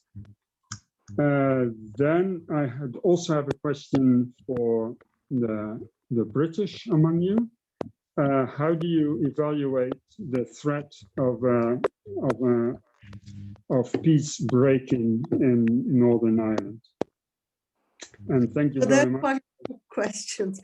Yeah, so one is, and I'm very optimistic that in the 21st century we will be able to create a democratic world government after the start in the last century with the League of Nations and the United Nations. And we will go to a world government by world citizens. So on the UN, is the UN always really keeping its promise on peacekeeping or on peace building, or is it sometimes blocked by bureaucrats that want to keep their jobs? Then 30 years after the rise, the opening of the Iron Curtain in Hungary, is life really better in Azerbaijan and Nagorno-Karabakh with the coming of democracy and the fall of communism and free market economy?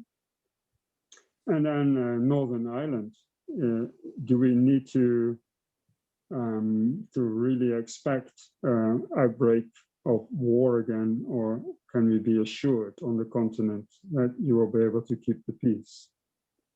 Okay, so let's start now.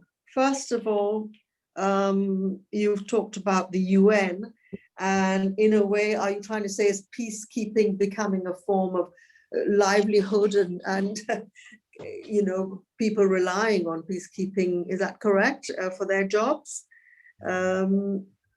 And then, do you think life is better after the fall of communism for countries like Azerbaijan? And in Northern Ireland, you know, are we seeing the breakup of peace? So the first one on the UN, who is best placed to answer that? Shall I have a look at a show of hands? Anybody keen to talk about the UN's role? Yes, okay. Yes. Just briefly, Rita. First of all, Peter, it's good to see you again. I think we have to distinguish between peacekeeping and peace building. UN forces are there to keep the peace, to try to keep competent forces from attacking each other. They are not there in a peace building capacity. There have been recent moves at the UN to try to institutionalize peace building mechanisms as well, but they are a lot less tried and tested than the peacekeeping of the blue helmets. As to the security of the blue helmets, of course, there was this great debate it's raged for a long time as to whether the Geneva Conventions actually apply to the UN forces. I think now it's generally been resolved that they do. But of course, we have seen recent allegations, I'm afraid, about abuses committed by contingents of UN peacekeeping forces as well. I think, you know, you look at countries like Ireland and Bangladesh, who spend most of their military time contributing to UN peacekeeping. They don't have any belligerent activities themselves, and those are the countries, frankly, that the international community rely upon to send people into some really highly dangerous situations to try to keep forces apart. But if I was to say what is the greatest threat to peace today, apart from all the traditional things that we can come up with, I would say it is the Security Council. The total failure for the Security Council to act in places like Myanmar or for over 10 years in Syria because of the threatened use of the veto has been stultifying. It's actually rendered the United Nations under Chapter 7 virtually incompetent in the international sphere. And this has done a great deal to undermine the UN in the views of very many people because they see inactivity. And frankly, we're working in World Federalist Movement now with some of the what used to be called the non-aligned states to try to build much more of a consensus to put pressure on the Permanent Five to abide by the original charter obligation, which was not to use the veto or not to even threaten to use the veto, where the member threatening to do so has some kind of vested interest in that particular situation. And unfortunately, that has not been abided by a number of members of the P5. That is something that really has got to be remedied. And it's got to be remedied by pressure from the community, the states other than the Permanent Five themselves. Peter, Northern Ireland, the protocol has seriously jeopardized peace in Northern Ireland. The Belfast Good Friday Agreement was predicated on the basis that both the UK and Ireland, the Republic, would be members of the European Union. We have ceased to be in the UK a member of the European Union. That's put great pressure there. Molly and I both are very active members of the European movement in the UK, so we both share the distress that this has caused. At the moment, the opinion polls are showing that there is still a majority in Northern Ireland for retention of the Union with the UK. That, however, could change. If this protocol is not resolved in some way satisfactorily to the people of Northern Ireland, I don't think it would take a great deal for that opinion to change and for people to say, look, frankly, we have a better chance in with the Irish Republic than we do staying in the United Kingdom. And that would be a terrible tragedy. That would be the beginning of the breakup of the UK. There's a lot. I think this whole matter of the Security Council, I think we can come back to in the course of this discussion. There's just one other thing I want to clarify. There's a question, Julian Jackson says to everyone, does that apply to Israel too? So Julian, could you just clarify a bit more your question? Well, it wasn't really a question. It was just a reaction to what Keith was saying, that, you know, that all sorts of pro-Western states seem to get a free pass on vetoes and things like that in the Security Council. So I think there should be one rule for all, or in that sense, I think that's enough really for me to Right, okay. So again, something we can come back to. There's just one point that was addressed to Dr. Shahidov.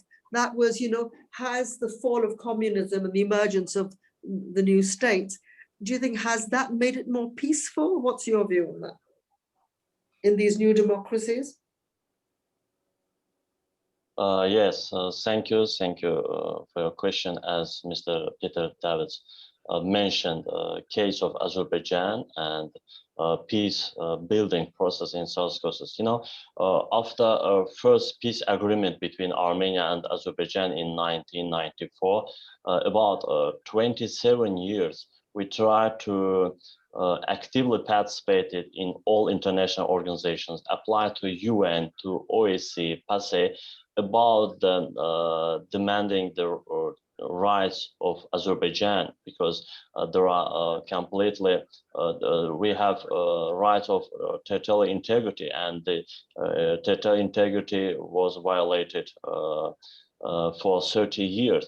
Unfortunately, we have 4 UN Security Council resolutions on immediately drawing all external forces from Karabakh and surrounding regions. There is no international mechanism to force any country to push any authorities to draw its forces from occupied lands. So during these 30 years, Azerbaijan tried to peacefully solve this conflict. At the same time, we push our, try to make strong our national army. And unfortunately, there is no international mechanism. And Mr. David Peters mentioned about French president's statements on Armenian-Azerbaijan conflict. Unfortunately, France is one of the co-chairs of OSCE Minsk group, but during 44-day war, French President Macron openly supported occupation policy of Armenia, and very strange that Emmanuel Macron demanded Azerbaijan to stop the military operations. Imagine Azerbaijan do military operations to clean its lands from terrorist groups in Karabakh, but French president accused Azerbaijan in violating the ceasefire. So it's, I would say, diplomacy. There are countries that support Armenia. There are another group of countries that support Azerbaijan. But no one tries to support the justice. No one tries to support the international law. And in this case, international law stands by Azerbaijan, because we have 4 UN Security Council resolutions about territorial integrity of Azerbaijan. And after finishing this war, we are trying to establish very good relations with Armenia as well. And we are ready to sign the final deal with Armenia on peace agreement about mutual accepting about the territorial integrity of Armenia and Azerbaijan. But still, there are some revanchist forces in Armenia that tries to make a new war against Azerbaijan. So that's why we need external support. We need international support. We need support from UN. We need support from OSCE, other international organizations. We need support from very effective organizations as Uniting for Peace, about how to make coexistence and together living of Armenians and Azerbaijanis in liberated areas. So it's very important issue for today now. And what about democracy and human rights issue? Of course, as a human rights activist, I am very, I also care about some spaces problems in the field of human rights in my country, but this is the completely separate topic to discuss, because with some human rights violation happened in Azerbaijan, but it doesn't matter for right of territorial integrity of whole country. Right, thank you very much, Shahidov. Now, before, I know that Frank has his hand up. Before that, I know there's a question from Rox, Educating Beyond Borders. And your question was, what is the panelist's advice to students and young people worried about climate change, anxious about their futures because of the pandemic, and frustrated about their education? What can young people do, and how can one bring about the change peacefully? Who hasn't spoken? Shall I chip in on that one? Of course. It sounds like it's one for me, doesn't it?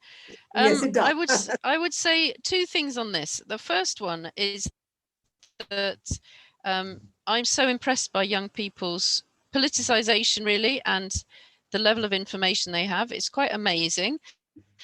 And on the one side, they are very anxious about climate, and it's quite disturbing. I think it's having a very negative impact on their mental health. But I think the way to respond to that anxiety is to become active, and a lot of young people are doing that.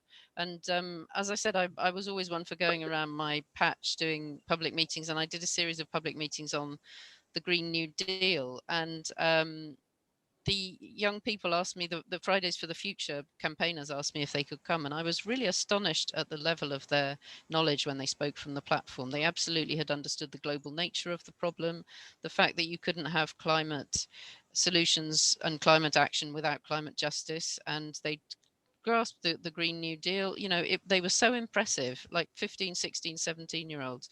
So in that sense, I'm very confident in their ability to deal with problems.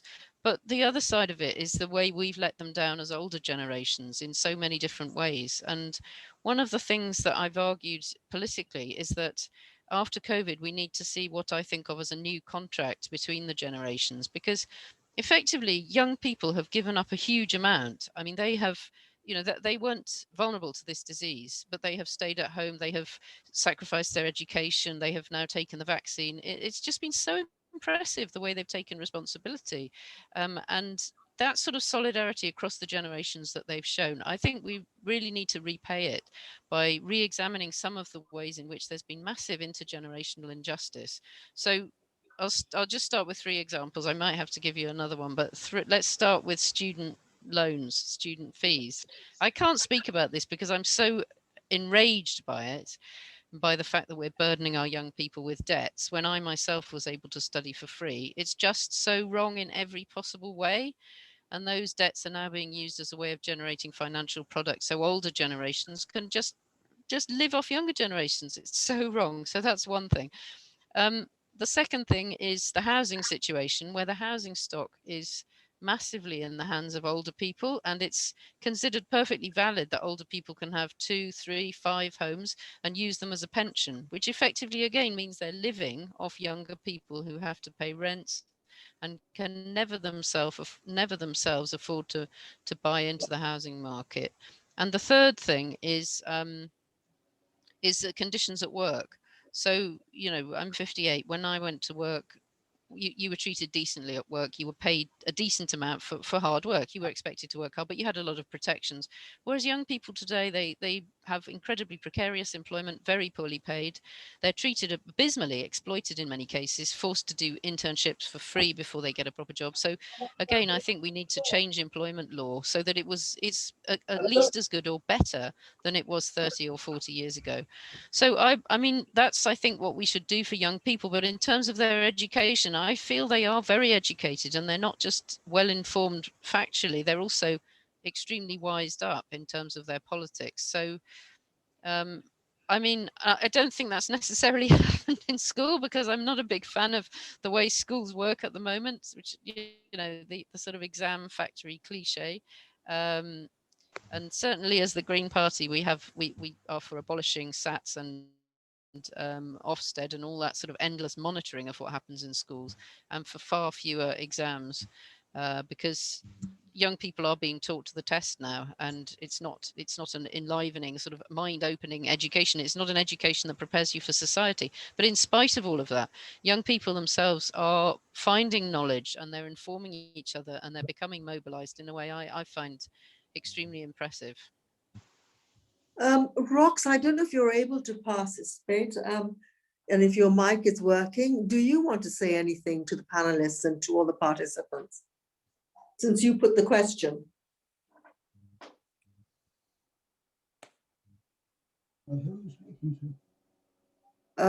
Okay, well, I don't think Rox wants to say anything. All right, so Brian, you've got your hand up, and Frank has had his hand up for quite long. So shall I go to Frank quickly and then go to you? Yes, thank you. Brian, yes? Okay, Frank. Yes, I'd like to echo what Keith said about the P5 on the Security Council. Since 1945, there have been something of the order of 200 armed conflicts, large and small, and in almost every one of those, one or more of the P5 has been involved directly or indirectly, or by supplying the weapons which are used. And they're still doing that today. As we mentioned, the US and the UK have sold and are continuing to sell weapons to Saudi Arabia, which are used on Yemen, which is the recognized as the worst humanitarian crisis in the world at the present time. The P5 are really responsible for an enormous amount of distress and conflict in the world. And what can we do about it? They have the veto, which I believe the United States has actually used the veto more than any other of the P5 by a considerable margin. And it seems that they are a law unto themselves for whatever reason. However, there is, ultimately, they really ought to be responsible to the United Nations as a whole, which means all the members of the UN, which of course constitute the General Assembly, where there is no veto, where every country has the same vote. And there is a rather obscure mechanism which has very, very rarely been used, where the General Assembly, it's called, surprisingly, it's called Uniting for Peace, if I remember rightly, where if the security P5 cannot find a way of solving their differences, the General Assembly can actually take over. I would like to see that mechanism used rather more, which is the only possible way I can see of having some sort of control over the P5 in the light of their actual actions over the last 75, 76 years. Thank you. I noticed, Peter, that you have a slightly different view of the Security Council, the comments been made. So if you want to elaborate on that, and then Keith also has a comment on that. So Peter, would you like to say something first? Yes, I'm for a rules-based world order. And one of the basic rules is that the members of the United Nations live in good neighborly relations. And as the Secretary General pointed out at the 75th anniversary last year, there are still members that have not even a ceasefire agreement that holds, let alone a peace treaty. Then I don't think it is on the real politics agenda how the functioning of the Security Council. What is real power goes anyway beyond, could go beyond that. And if it couldn't go, then who can hold the power? If the United States wants to launch a new nuclear missile, I don't think they do, nor do I think that they do want to have a Cold War, nor do I think that the president of the Russian Federation is driven by, would like to see a Cold War.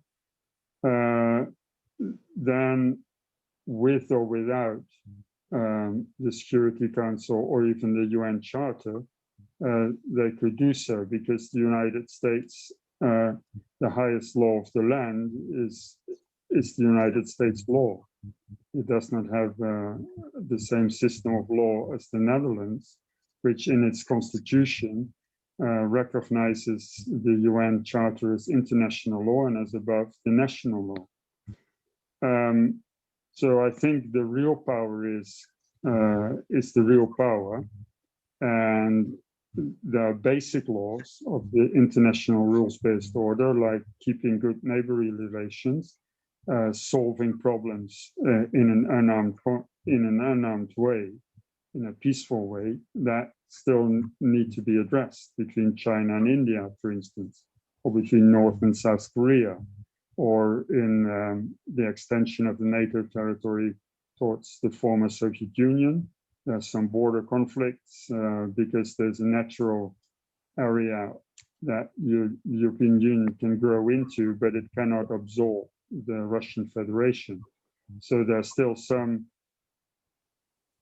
countries that need to find a natural space. And like on the North American continent, we have the Federation of the United States. But what is the Federation of North America? What is the Federation of North and South America? So there's still a lot of work to do, but I do think we can do that, and we can accomplish that in the 21st century. And the fact that the world can get its act together over COVID, that a War Production Act can produce an enormous capacity not to kill other people, but to save lives and to come up with vaccines. I think that is inspiring and gives hope, and we should also keep and cherish that hope. Keith, I think you had some thoughts again as well on the Security Council and the value and what happens about the veto.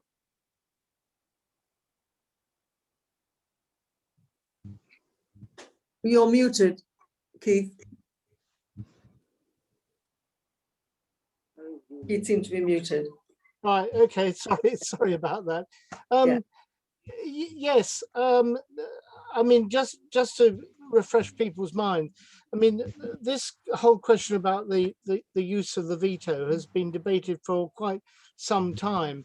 I mean, a group of 27 medium states got together some time ago and created a body known, I think I'm correct in remembering, the Accountability, Coherence and Transparency Group, or ACT.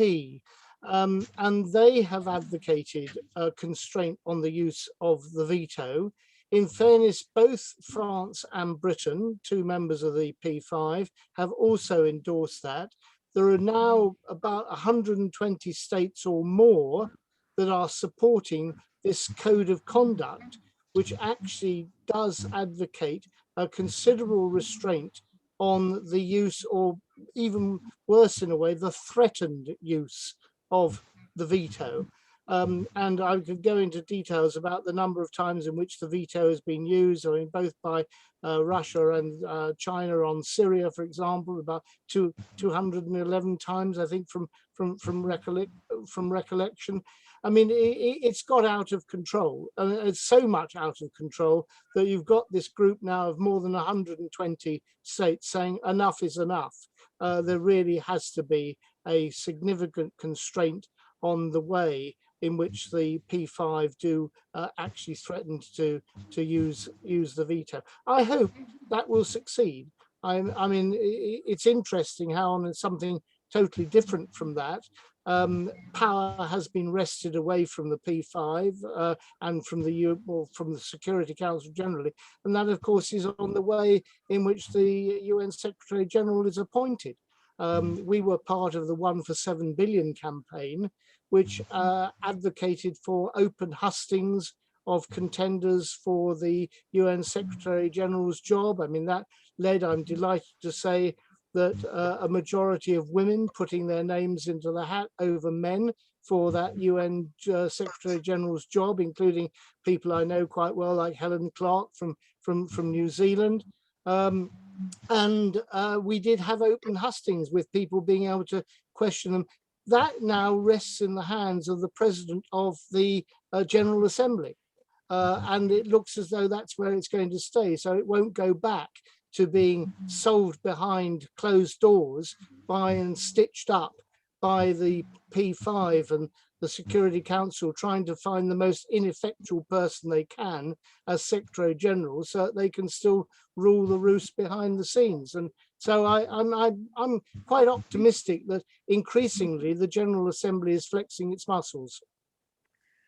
Since we don't have long before we end this meeting, Vijay, almost at every meeting now, the same point gets raised about the effectiveness of the Security Council, and that's power of veto actually making the whole UN less capable of acting and solving problems such as we've heard from Myanmar and Syria.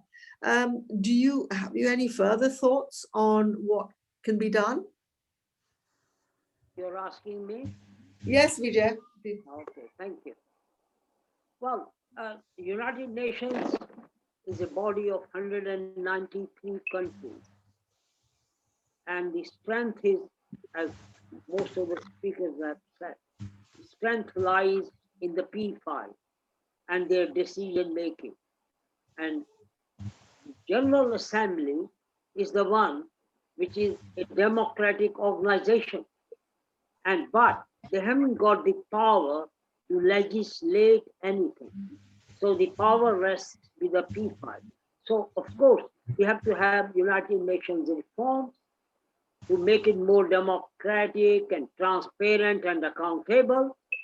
We need to have more Security Council members, and we need to devolve power to General Assembly. At the moment, they can have any rules, laws, anything passed, but come the time of the decision making, it is handed over to P5, who have got animosity like Russia and China against USA and UK and France, and they veto each other to cancel all the good they can do. So the bottom line is how this body, which is a body of representatives of states, 193 states, how they can work together and not create, as most of the time today we have been discussing, that even Peter was saying that we are good at creating tensions among people, among states, and among countries like the Russia, China, Crimea, and all these British vessels in the Crimea, all these tensions creating, because that's a great boon for the weapon manufacturers. Their whole strategy is to create tensions around the world or start another war, like they have coming out of Afghanistan after 20 years, not winning the war, losing the war, and now already they are looking tensions or bringing tensions and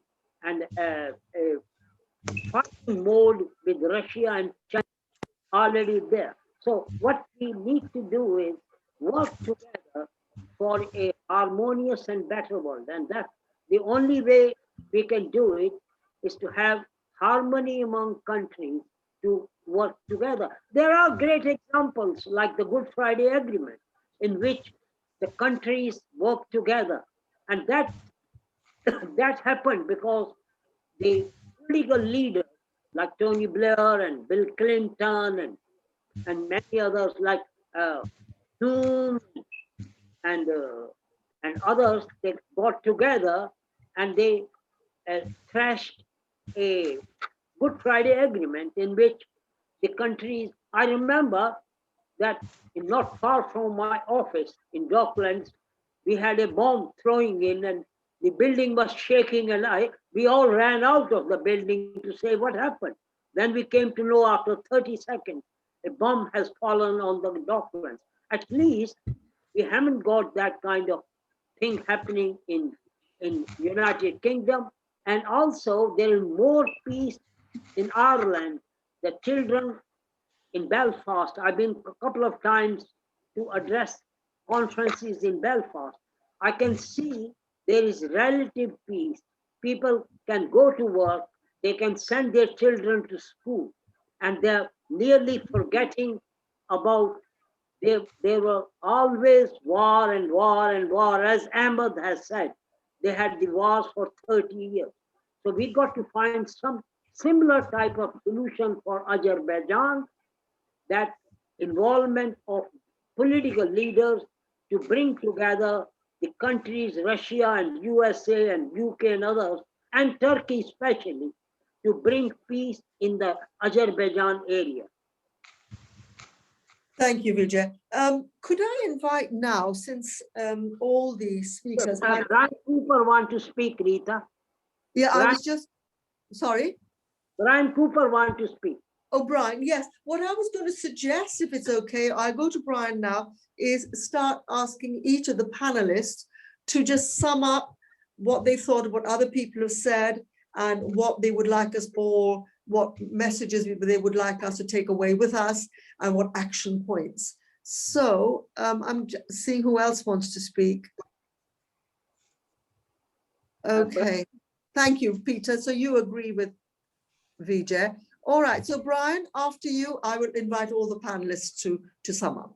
Can you hear me? Can you hear me? No, you're very faint, Brian.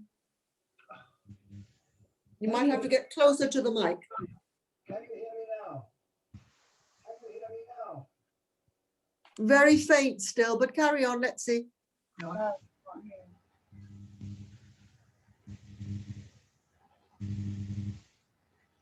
Is Brian going to a mic? No, he's asking for help. All right, okay. I don't have a mic here. I don't have a, they say I'm very faint. I'm very faint. How can it be louder? Yeah. Further away from the mic. Is that better? Can you hear me? I haven't. No. Can you hear me? No. No, I'm afraid not. Well, wait a moment. Wait a moment. Don't get myself to do it. Can you type your point or something, perhaps? I don't have a mic. I'm just speaking. Yeah. Can we get it louder? We'll make one last attempt, then move on, if you don't mind. Yeah, we've got 7 minutes left, Rita.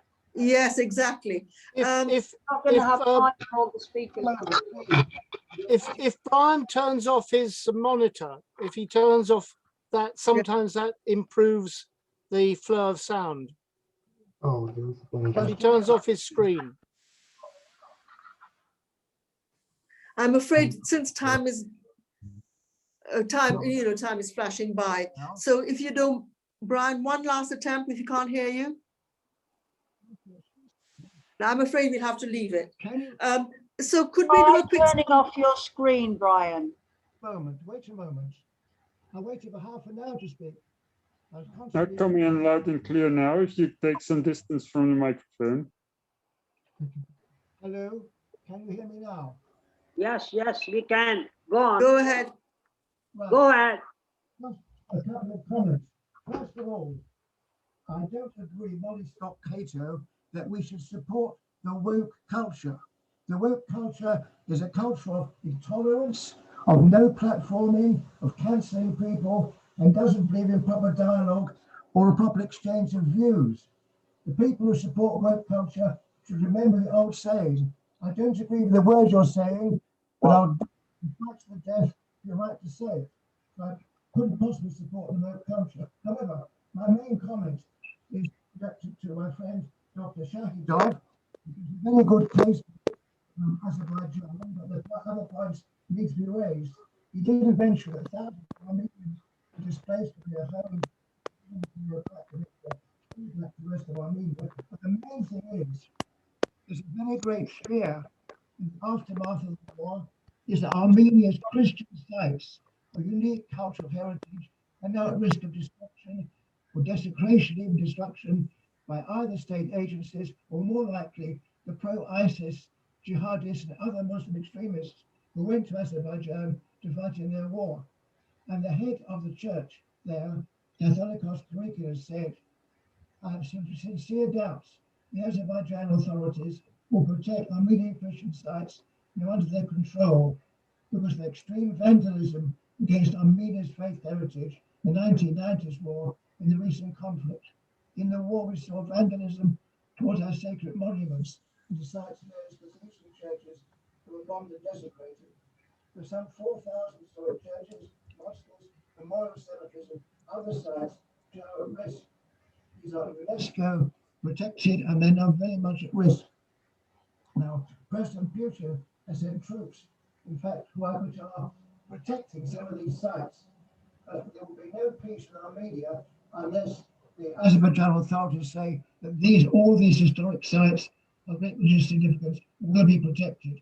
And that is the official document from the head of the Armenian Church. Thank you, Brian. I think we've got the point. It's probably for Dr. Shahidov. So this is a question about the protection, the desecration of Armenian sites in the conflict and measures to protect them. Do you have a very quick answer to that? You said that there are steps are being taken to create harmony. Anything to add? You're still muted, Dr. Shahidov.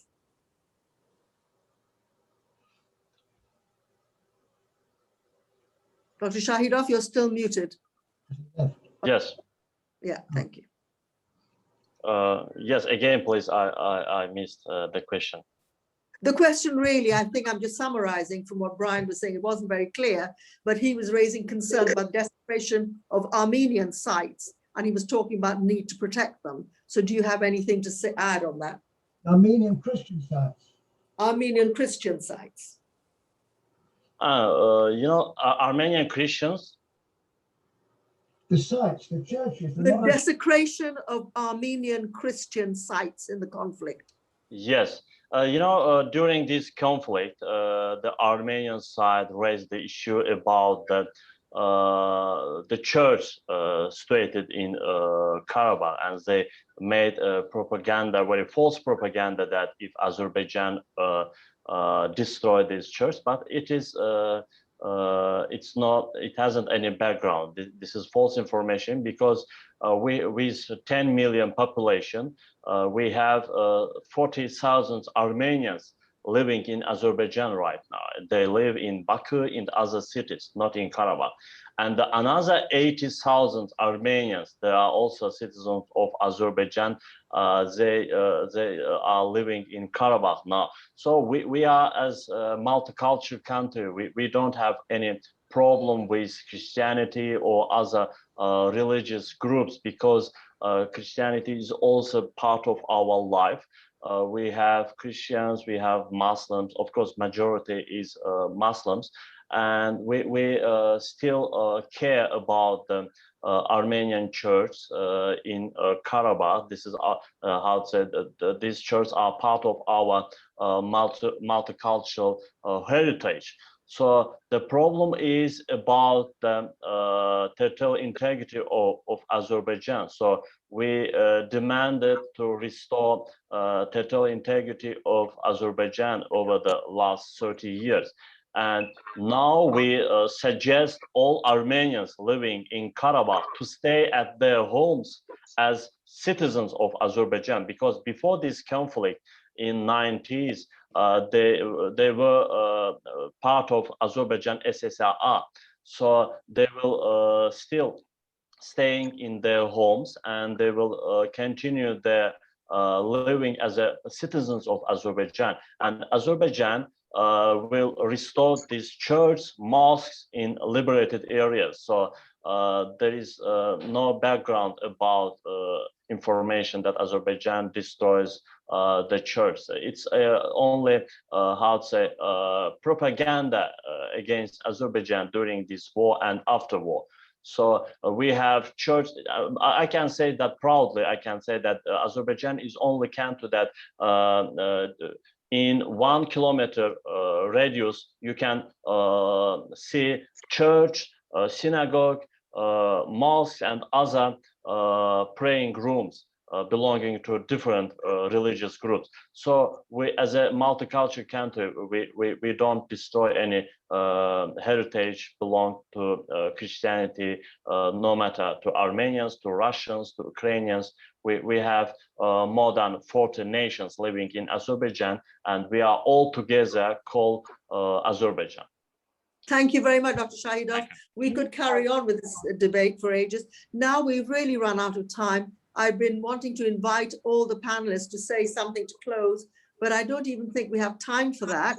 So I just wanted to thank you all, and for us all to remember that all the issues, there was agreement from everybody, the need for equality, how inequality was driving most of the conflicts, the privileged West, where we needed more equitable distribution. There was also, disappointment, or even stronger words could be used, about Britain cutting its aid to more deserving countries. So there is so much to follow up. There's climate change, there's peace building efforts, the UN's failures. So one could go on, I think. But in the meantime, Vijay asked me to remind you to mail your addresses and your speeches. And there's a bit of breaking news for people who might want to know this, nothing to do with the discussion, but Matt Hancock has resigned as health secretary. A bit of breaking news for you. In the meantime, Vijay, can I invite you to make your closing comments, and I will just thank you and all the participants for your illuminating and thought-provoking comments today. Thank you. Thank you, Rita. And I just need to thank all the distinguished speakers for their thought-provoking and engaging presentations. We have learned quite a few things. Actually, we had a round trip of the world problems and solutions, and your valuable insight into peace building in the post-COVID-19 world. Even while we are grappling with the coronavirus, we can still, with the strength of our activism, can help solve some of the challenges of the 21st century. Let me say that today, private citizens have more power to do public good than ever before because of the rise of internet, campaigning, and the NGOs as a global movement in the developed and developing countries. Our strength is in building citizen power by which we can shape our destinies and the future of the world. And there are brilliant examples in the Black Lives Matter who are campaigning and have fought for Black rights and letting the world know Black lives do matter. And then we have the campaign in India about the Indian farmers who are standing outside the Indian parliament, who want to reclaim their land, which is being gobbled up by the big corporations. Then we are here, a UK organization, Extinction Rebellion, who are very much in the forefront of changes in the climate change and working for a better environment. So we need to, and also, let me say that with the support of CAT, Campaigns Against Arms Trade, the case has been brought in by the European Center for Constitutional and Human Rights to the International Criminal Court in The Hague, asking them to investigate European government and UK government's arms companies, officials, for potentially aiding and abating war crimes in Yemen. So while we have got a lot of problems in the world, lot of good things carry on, as Molly and many others have quoted what the young people should be doing. So we got both the things side by side, because we live in a paradoxical world. We've got the good things happening, we've got the bad things happening alongside. So my task is that to say that organizations like us, Uniting for Peace, we can be a mechanism for governments, society, to find areas of agreement and solve problems by enabling dialogue between members and by hosting negotiations. So now my task is to thank all the speakers, the chair, and also all the people who have contributed, and also the committee of the Uniting Peace and volunteers who have made the contributing session a success, and also today's conference a success. A word to the audience. I appreciate your tireless in promoting and building a culture of peace. May I request you to take a brief moment to reflect on the evening. If you have been inspired by what we are doing, then engage, spread the word, and better still, become a member of Uniting for Peace and support our campaign. We are counting on your generous support for donations, as with Corona and financial squeeze, we are short of funds, and we would like to carry on our endeavors for world peace. Thank you to all of you for joining us this evening, activists, thinkers, and change makers. Great audience. Thank you very much for coming. When we hope to see you at our next event. Before I close, I can see a hand. Lilius and Peter, they want to say something. It was just a hand to wave I think I was first, Peter, sorry. I would just like to alert everybody to the 28th of June, which is not very far away. Please look at the Campaign Against Arms Trade website. They are having a small conference, you know, an hour on the 28th of June. I think it's very important. Please try and look at it. Thank you. Thank you. Peter, you wanted to say something? It was just a hand to wave goodbye. Oh, yeah. Okay. So let me energize. There's a collective photo taken. Thank you. Just stay for a minute. Let me energize everyone with two quotations. One is from Margaret Mead. Never doubt that a small group of thoughtful, committed citizens can change the world. Indeed, it is the only thing that ever has.